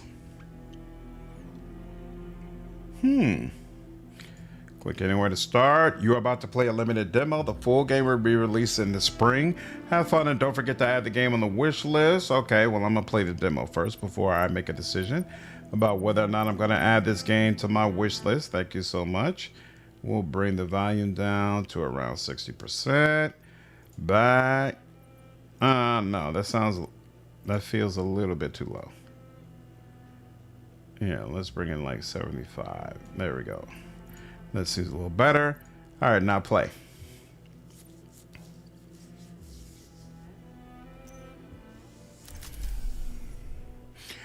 In orbit around Caprica, the captain of a scattered ship witnesses the last moments of his homeworld. What once was the capital of the 12 colonies has been turned into a living nightmare. Haha, so say we all. Absolutely, Swellius. How are you? Nuclear explosions, scorching forests, vaporizing lakes, razing cities to the ground. By the gods. Why is nobody answering our hails? Where's the colonial fleet? Those gun stars, why aren't they moving? It skips something from Dawnwalker. As the captain speaks, he noticed that the Drade's screen blips repeatedly. Yesterday, Cylons were almost mythical. Today,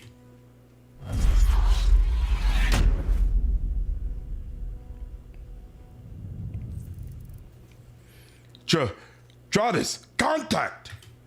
The Cylons, they're on to us. I repeat, please send help. Send help!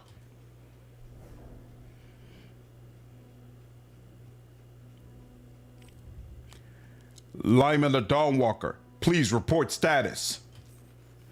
Thank the gods, I don't know what's happening. We just arrived in orbit around Caprica when I saw all of this. Now they're after my ship. Please help us.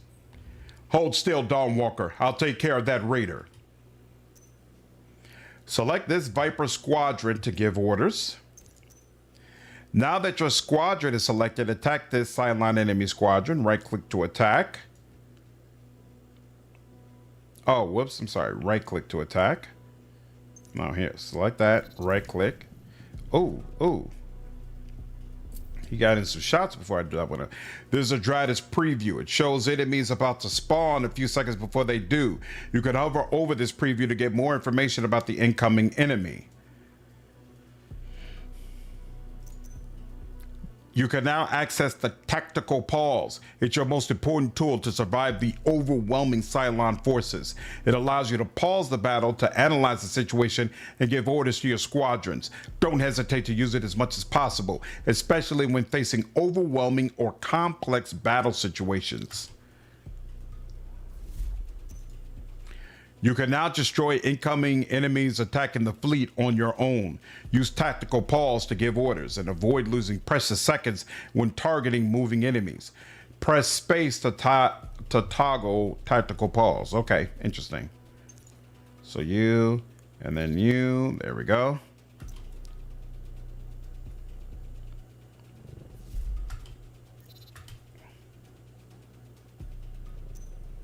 Your main goal is to protect the fleet and survive.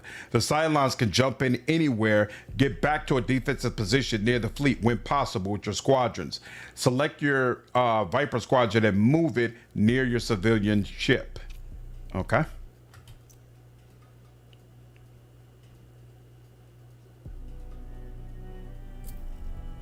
Ooh. Dratus, contact. Multiple raiders spotted ahead. The learning curve portion of playing a new game is always something I dislike. I'm one of those who probably restarts a game 10 times before I make headway. I'm used to it by now. It doesn't bother me. What does bother me is that they randomly skip some of the dialogue. I'll give them a warm welcome, Dawnwalker. Civilian ships are non-military vessels incorporated to the fleet during the Exodus. They contribute their own capabilities to the fleet's survival.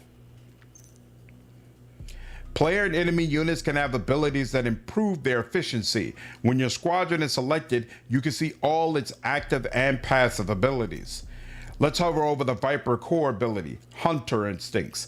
This ability allows the squadron to automatically target and chase enemies within range. It's very efficient against a pack of fragile enemies. It can be toggled off to have full manual control, but most of the time it shouldn't be needed. Let's keep it activated for now. How do I know it's activated? Default mode is on. Click on it to activate or deactivate. Okay, that looks like the activated version. Move your Vipers so that the enemy Dratus are within range of its Hunter Instinct's auto attack ability and watch it handling them automatically.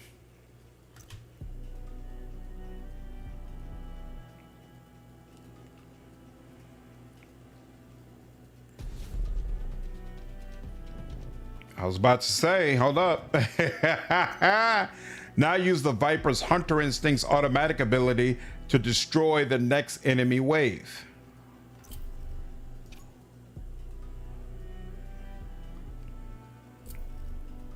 Whoa. Mayor Lima, multiple Dratus contacts spotted. You'll never make it in time. We're exposed. Copy that, Dawn Walker. A Raptor should be here soon. You'll be covered. Right. This situation requires a change of strategy. With its short range, the Viper cannot deal with all the incoming scattered enemies by itself before they reach the fleet. Fortunately, a Raptor just arrived to defend the fleet. It's a long-range artillery squadron and very effective in dealing with far and scattered enemies. However, artillery squadron are slow and can't charge their weapons while moving. You should try moving them as little as possible. Left click to continue. Your Raptor is already within range of the incoming enemies. Just watch it handle the situation.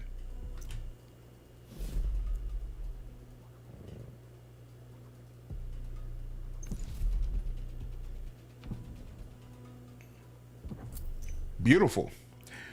The Raptor is very efficient when positioned strategically. Always try to position them to cover a wide area, protecting the fleet from incoming enemies so that you don't need to move them too often. Now defeat the next wave using both your squadrons and what you've learned thus far.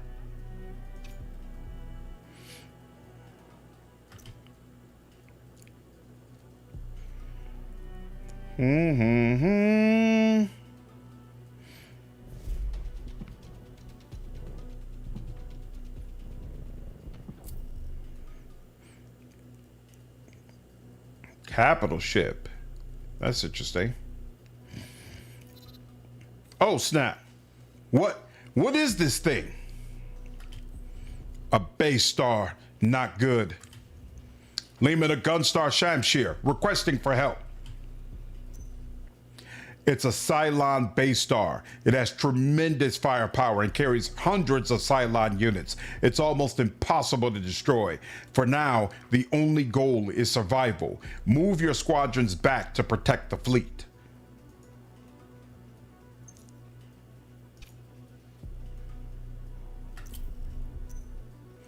Like enemy squadrons, missiles launched by the enemy capital ship also have a preview with a countdown. Like enemy squadrons, they can be destroyed once they spawn, but they are much faster. Prepare to intercept them by staying in defense between the civilian ship and the capital's ship.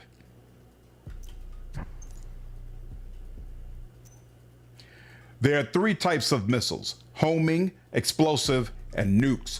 While homing missiles are fast and always target a single unit, explosive missiles are slow but target an area on the battlefield. Nukes are slower explosive missiles with more hull points, dealing a lot more damage on a wider area. They can all be intercepted, but nukes should be prioritized at all costs. Well, seeing this confirms why I only buy games if they have a turn-based mode. Destroy the incoming missiles with what you have learned. Raptors, position them to intercept missiles without having to move. Vipers, attack missiles by intercepting them, not chasing them, as they are much faster.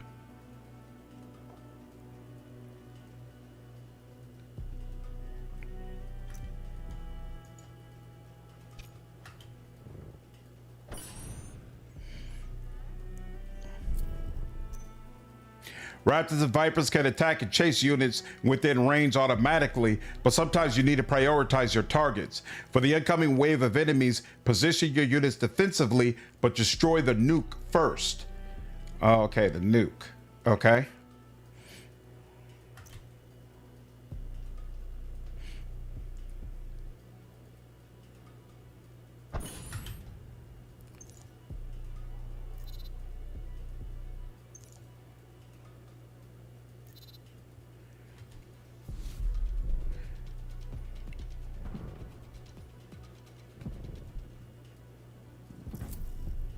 Good Lord.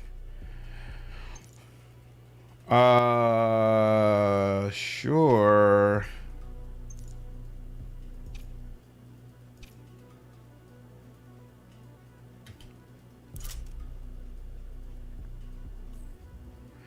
Gunstar in position. Multiple Cylon Dratus contacts. Tactical pause is the RTS equivalent of turn-based. Reminds you of Homeworld? I never played that game. Civilian ship spotted. The Dawnwalker. Sending a distress signal. What are your orders, Commander?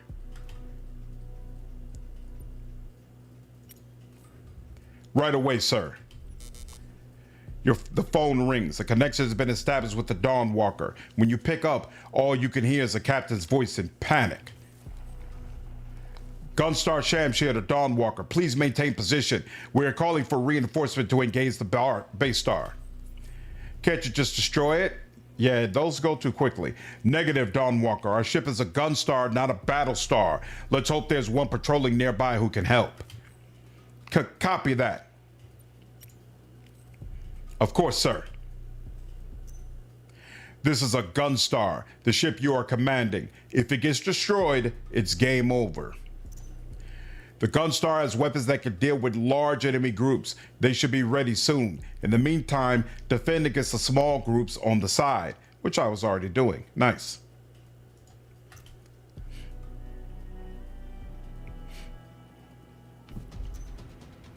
Gunstar weapons offer another way, complementary with the squadrons to deal with the Cylons.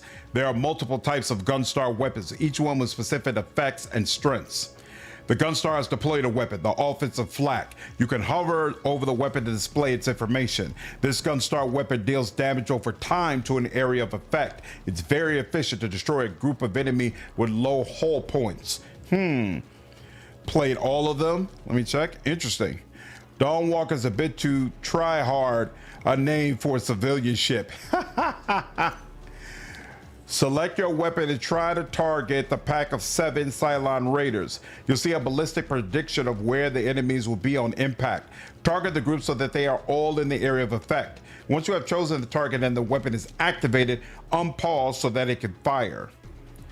Offensive flak. Fire a barrage of continuous shots at target area for 6.5 seconds. Apply slow to all units in the affected area. Oh, that's interesting. So it tells you the trajectory. Huh.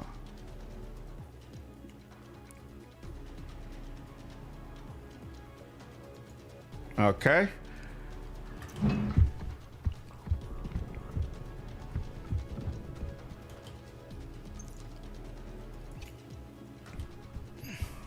Nice. Commander, no one is answering our calls. I suspect multiple Cylons are intercepting our communications. We're putting ourselves at risk here. What should we do? We're getting out of here with Dawnwalker. Of course, sir. Gunstar Shamshir to Dawnwalker, sending new coordinates. We'll cover you during faster-than-light preparations and get out of this hellhole together. Copy that. Please, don't abandon us. Defend the ship. On it, Commander. Battlestar Galactica Scattered Hopes is a game about survival. Cylon forces are overwhelming in strength and number. Your goal is to protect the fleet and resist the Cylons long enough for the Gunstar to compute an FTL jump and get away. Protect the fleet and survive until this timer reaches 0, then jump. Let's see. You're good already. You, a little bit more here. And you, oh, your gun is not available right now. That's not good. Actually, here, we'll come up a little bit more, I guess.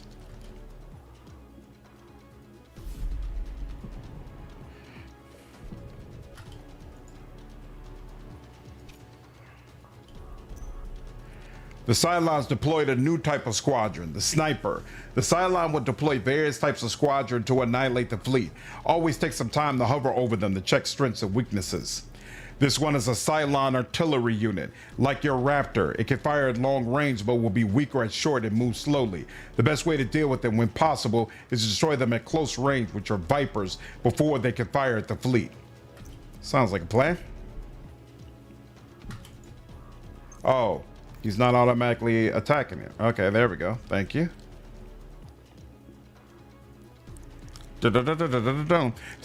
Also sees a little Galactic Civ 2 mixed in.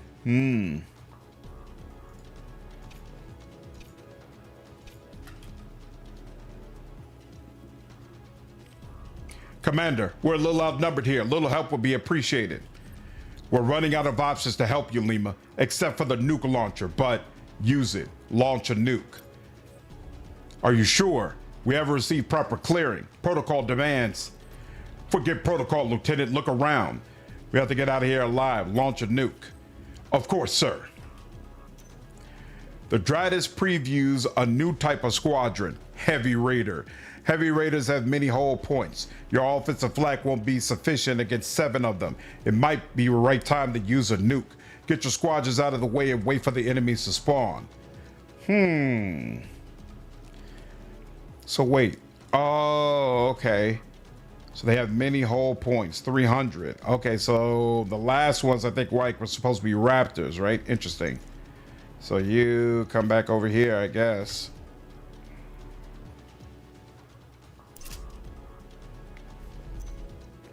We need to deploy the Gunstar nuke launcher. First, we need to make room by undeploying the offensive flak.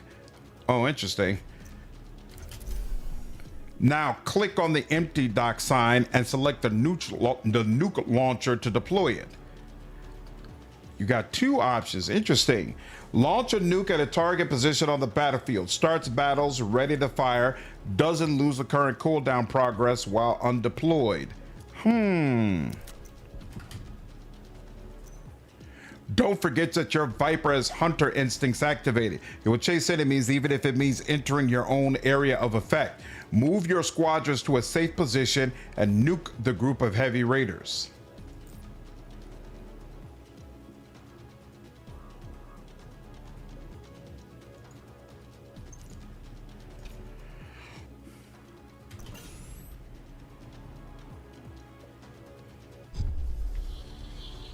That's actually kind of cool.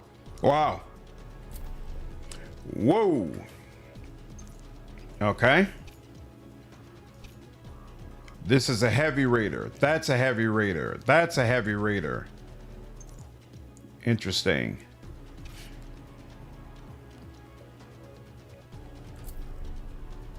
And then we got more. Here are your squadron's docks. You can use them to deploy different squadrons depending on the battle situation you face. Right now, your main concern is to safely bring back the deployed squadrons before the jump. Squadrons that are out of the Gunstar during the jump are wrecked, but not lost. It can still be repaired.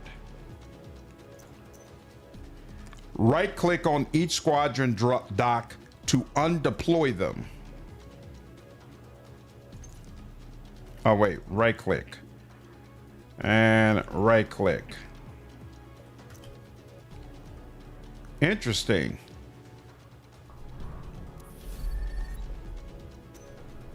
Now get away and jump. That's interesting. Huh.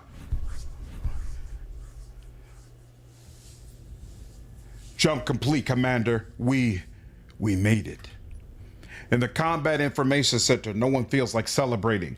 Your Gunstar and the few vessels in your wake seem like the last survivors. 1 out of 50 billion souls. Confirming the Dawn Walker followed us, as well as smaller ships. I hate the fact that it randomly skips dialogue. You've rescued a handful of small ships and abandoned countless others to their fate. Surviving has been a matter of luck. The only spark of hope left is the tenuous signal of a mysterious beacon. For now, surviving is all that matters. Commander, the colonial beacon's in this sector, but we're receiving serious reports from across the fleet. Immediate repairs are needed if we want to jump again anytime soon. First things first, let's fix our fleet. You are now in the fleet management phase. During this phase, you can repair and handle fleet problems. This is a situation. It occurred because the Gunstar sustained critical damage while escaping the Cylons.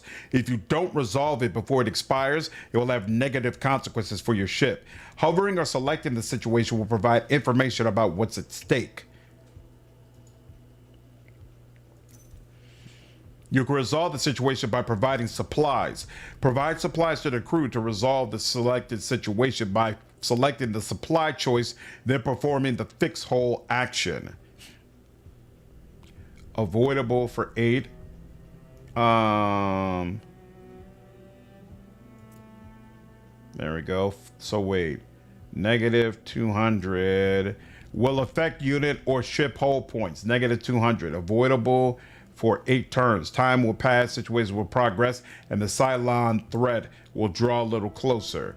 Fix damage holes. You can resolve it. There we go. It is atypical to get wasted to a tutorial. I doubt I would last the first real contact.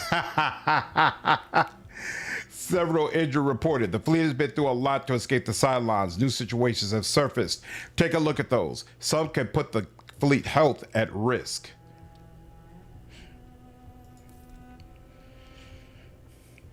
I do not have enough for right now.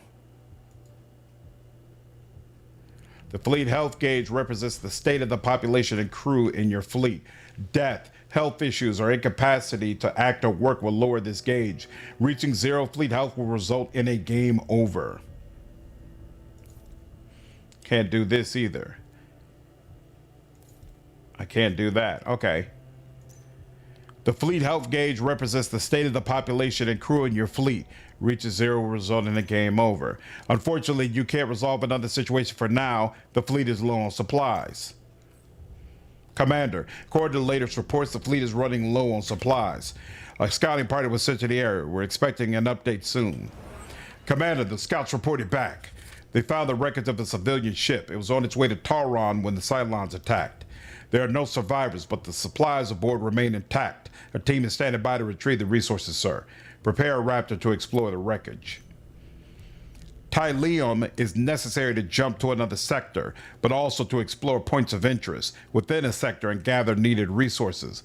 Tylium is the main fuel used for sublimic space travel and faster-than-light jumps. Sector points of interest or POIs are nearby locations scouted by your raptors. They can provide resources needed for survival. Click on this POI to learn more about it. Civilian cargo wreck. +7 supplies if you obtain. +10 supplies if you do something that's not available for now. So I can spend the Tylium needed. Records of supplies. Send a team to resolve this and then perform the collect supplies action. Interesting. +7 supplies now. Every action with the turn icon will move time forward. All situations will be 1 turn closer to expiration, at which point they will apply their effect. The fleet currently has 3 situations expiring in 2 turns. You won't be able to resolve all of them.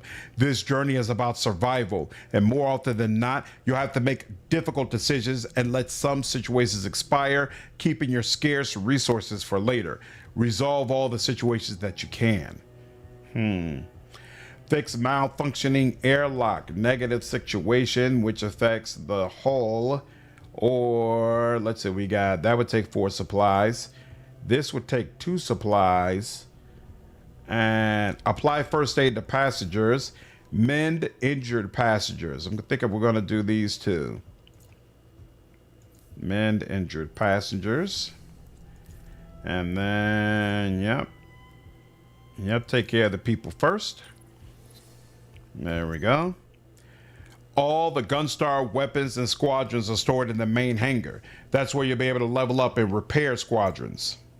Squadrons can gain experience during battles and be improved. Let's go to the Gunstar hangar to level up your squadron.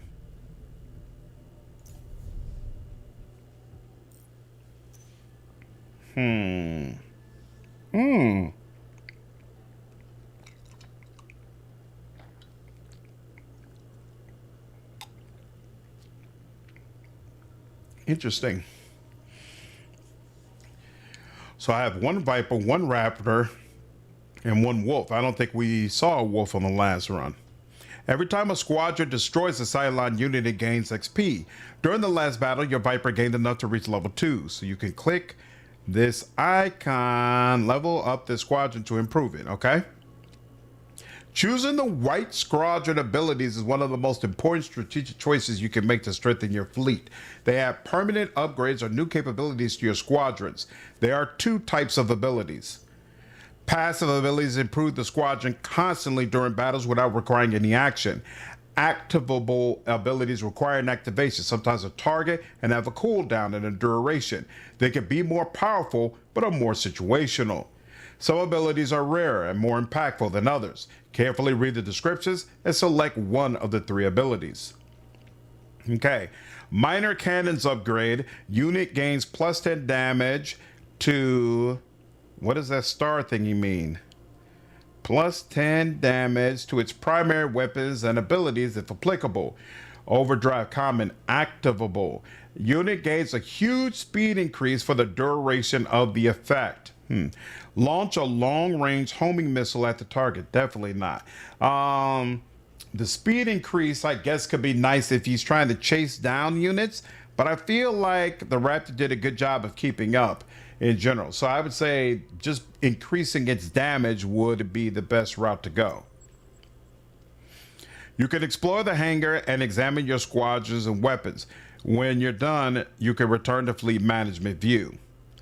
Hunter's Dash. Unit gains 60% speed for 5 seconds every time it destroys an enemy unit, and unit gets more damage, and Hunter mode is always on. Cool.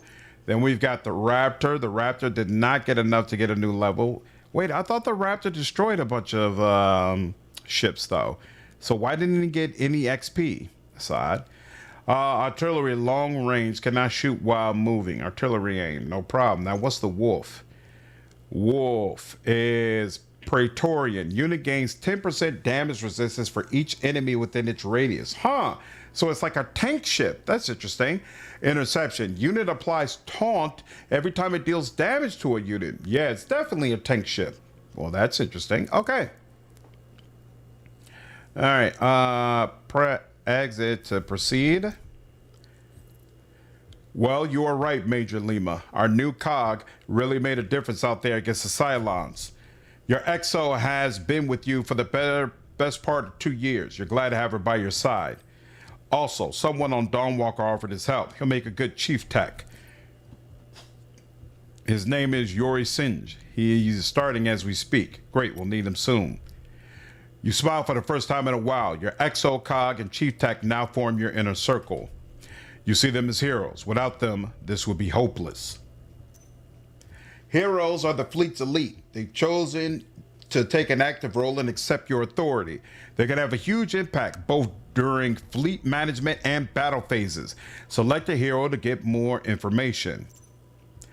Heroes, once per sector, can resolve POIs and situations, increasing POI gains or avoiding situation supply costs. They're essential to your fleet survival. Huh. There's a lot to this. Like squadrons, heroes can level up and gain new traits, providing situational bonuses in various contexts, like resolving a situation, being assigned to a squadron, to a weapon, etc. You can hover traits to get more information. You can select them during fleet management to learn more about their traits and current state. We should take advantage of this opportunity.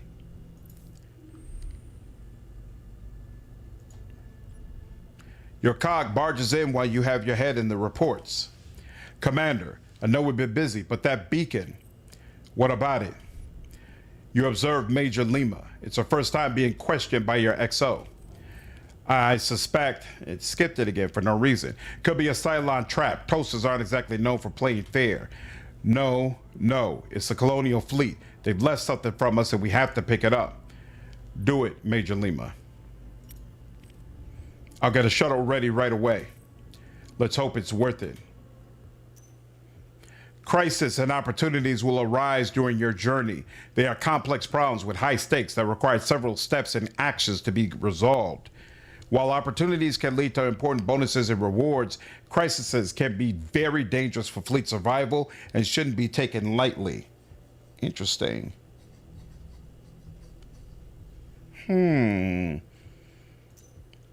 This section will show all current crises and opportunities in your fleet. Select the opportunity to show its file. Crisis and opportunities require you to progress through several steps and objectives to resolve them. Select step 1 to display its objectives, then select the objective to show what's required to proceed. A mysterious beacon is located in the current sector, and it may bring hope to the fleet.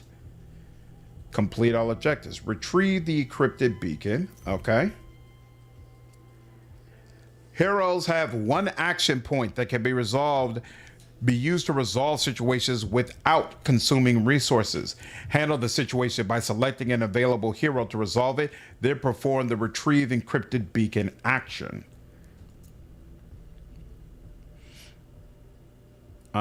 She's the one who wanted to do it, so let's do that. I wonder if it matters who you have do certain things. After the team explored the beacon, they returned to the Gunstar with a data set. Your COG and Chief Tech have analyzed it and are reporting back. I'm confused, sir. It's just an old data set. By the looks of the beacon, the data set was used during the Cylon War. The first one, I mean. 40 years ago, the 12 colonies were at war with the Cylons. Suddenly, the Cylons retreated and disappeared until today. But you are right, Major Lima. The data set has been updated recently. Very recently. Can we read the message inside? No, it's encrypted. We need to find a military outpost. With a bit of luck, they've received the latest access keys. On it, sir. Every time a hero resolves a situation or POI, they gain XP. By resolving the situation, the hero gained enough to reach level 2. Level up this hero to promote them.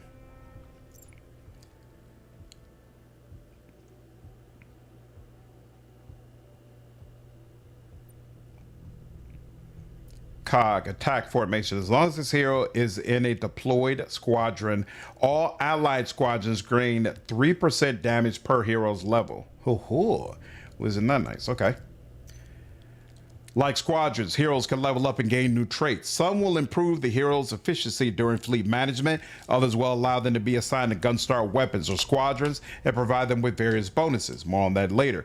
Carefully read the descriptions and select one of the 3 traits. So she's the one who was running around the Raptor, right? Travel Planner. Obtain 1 extra Tylium every time this hero resolves a POI with Tylium reward. Interesting. Assigned Gunstar weapon gains 10% cooldown. No. Assigned squadron gains 15% max hull. That seems good. I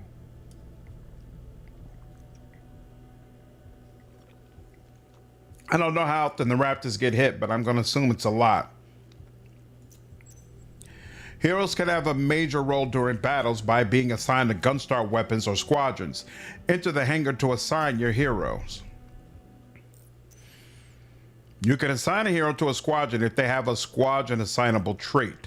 Squadron assignable traits will only apply their effect to the squadron the hero is assigned.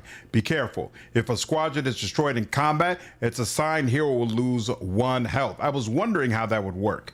In the weapons tab, you can also assign a hero to a Gunstar weapon if they have a weapon assignable trait. Be careful. If the Gunstar sustains critical effects, weapon assigned heroes will have a chance to lose 1 health. You now know everything you need about hero assignment. You could try assigning heroes to your Gunstar weapons or squadrons. Yep, veteran pilot. Excellent. So she's going to increase the hull by 15%. What is the hull now? 170, 196 now. Beautiful. 15% maximum hull, and all allied squadrons gain 3% damage per her level. And so that would be a 6% increase to damage since she's level 2. That seems like a good move to me. Dratus contact. Dratus contact. The Cylon raider just jumped into the sector and has spotted us, sir. The Dratus screen briefly shows the icon of a Cylon raider flying near.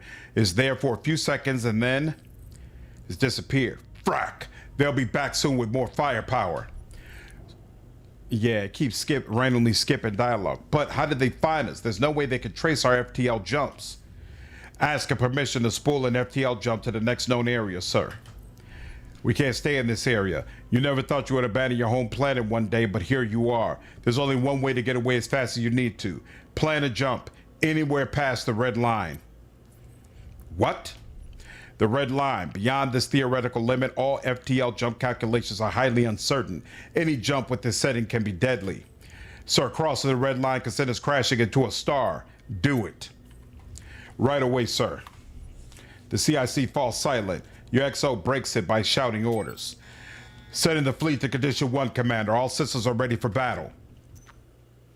The Cylons found the fleet. You have a few minutes before they attack. Use this time to prepare for battle. When you are ready, start the battle. Resolve 1 structure. POI could be in another sector. They won't let me do that. Detected POIs. Doesn't look like I have any. I already assigned 1 to a hangar. So you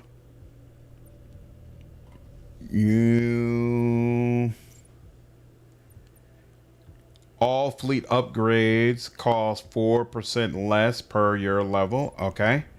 As long as this hero is assigned to a Gunstar weapon, the Gunstar gains plus 4% damage resistance per level of this hero. So wait, if we go to weapons, oh, these weapons, okay. Fire barrage, offensive flak. I feel like offensive flak probably use a little bit more, maybe, we'll see. We'll assign her to that, and there we go. All right, exit out of there. And then I think he could be assigned to weapons as well, but I don't think that's needed. Defensive strategy. All right, let's do this. Battle preparation checklist. Repair, assign. Are you ready for battle? Yep. At the start of each battle, you can select a squadron or Gunstar weapon to deploy. Deploy as soon as possible to be ready when the Cylons arrive. Your Gunstar has 2 squadron docks. Click on a dock to show available squadrons. Then select one to be deployed. Select another squadron for the second dock. So I guess we'll repeat. Oh, so there's only 2 of them right now. But I guess we'll repeat what we did before, right? We know how to use these guys. So 1 Raptor and then 1 of these guys.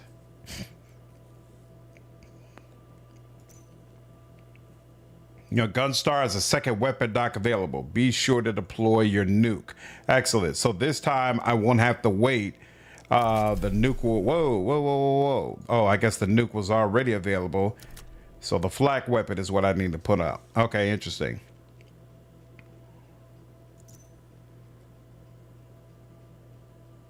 I'm confused. Wait. Oops, I missed that. All right. These are regular raiders, so we'll bring you out here, and then we will bring you out. Feels like you should be out just a little bit further. Yep, there we go. Why aren't you dealing with them? What's the problem?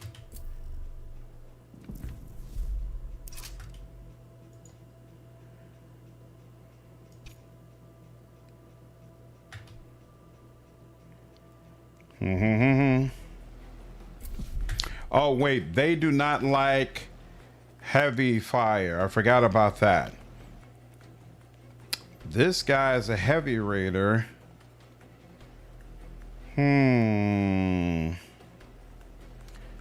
Continue shots at areas. I feel like you are not gonna have enough time to deal with them and deal with him. Last time when it was a group of heavy raiders, we fired a nuke. But I wonder if... Here.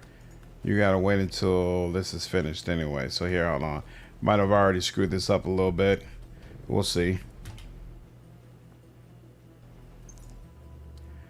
I don't know if it's just one heavy raider. Is our ships enough to deal with it, or how does that work? Yeah, that worked, and her hull seems to be pretty much unaffected. So yeah, I guess that's a fine way to do it. How?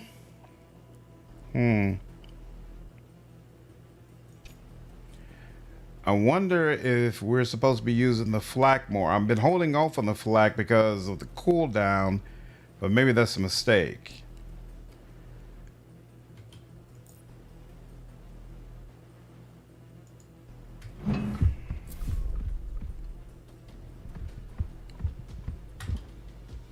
Yeah, that's not really doing a whole lot to him, to be honest with you. So maybe you are supposed to go ahead and just...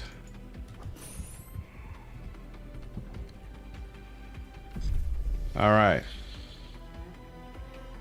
Interesting.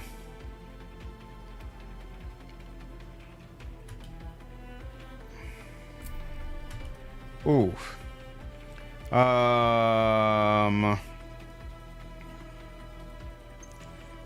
And there's 8 seconds left.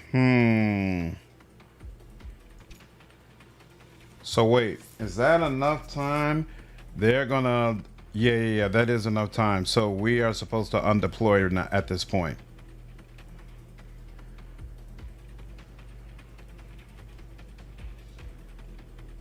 Because by the time they come out, we're gonna be close to jumping, right? There we go. Okay, cool. This is actually kind of fun. I like it.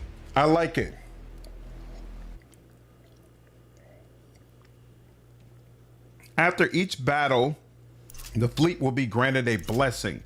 Choose from 3 options. Depending on the battle, the options may include a mix of negative rewards, a mix of rewards to improve the fleet, or aids to mitigate negative consequences. Choose carefully. We could get more resources. We could get more XP for the Raptor. I don't think he needs them. Resilient vessel. Repair 300 hull points on a civilian ship damaged during battle. Mining ship. Callisto Star, the gunship. Yeah, we don't need to repair the hull. So I think I'm going to take the resources.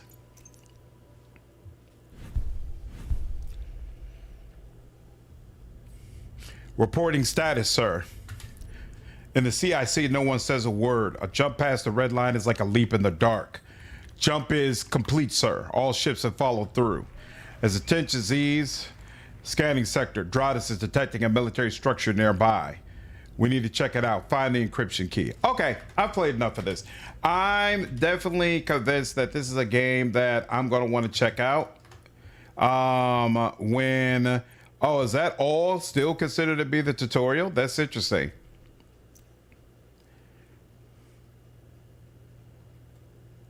I'm a little curious. Oh, is that the same? Okay. Skipping the tutorials considered the same skipping the demo. Got you. Yeah, this is actually a game that I'm really enjoying. And part of that is because I love Battlestar Galactica so much. But I didn't expect, honestly, to be all that happy with this, but I am. Yeah, Rage, I liked it. I actually did. I did enjoy it. I did feel like that was actually a cool time, and I didn't expect it to appeal to me all that much. All right. I think we'll go ahead and end it there. Tomorrow, I'll probably jump back on the demos. We could play Aether and Iron, Celestial Return, and then I think there's at least one more. Oh, yeah, Toxic Commando.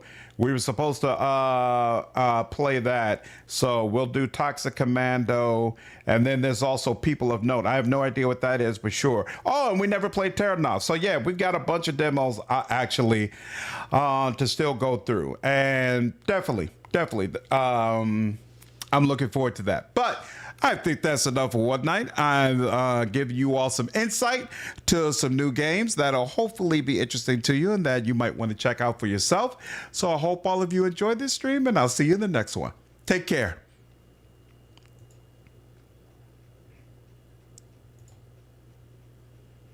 Yep, my pleasure, Rage. Have a good night, dude.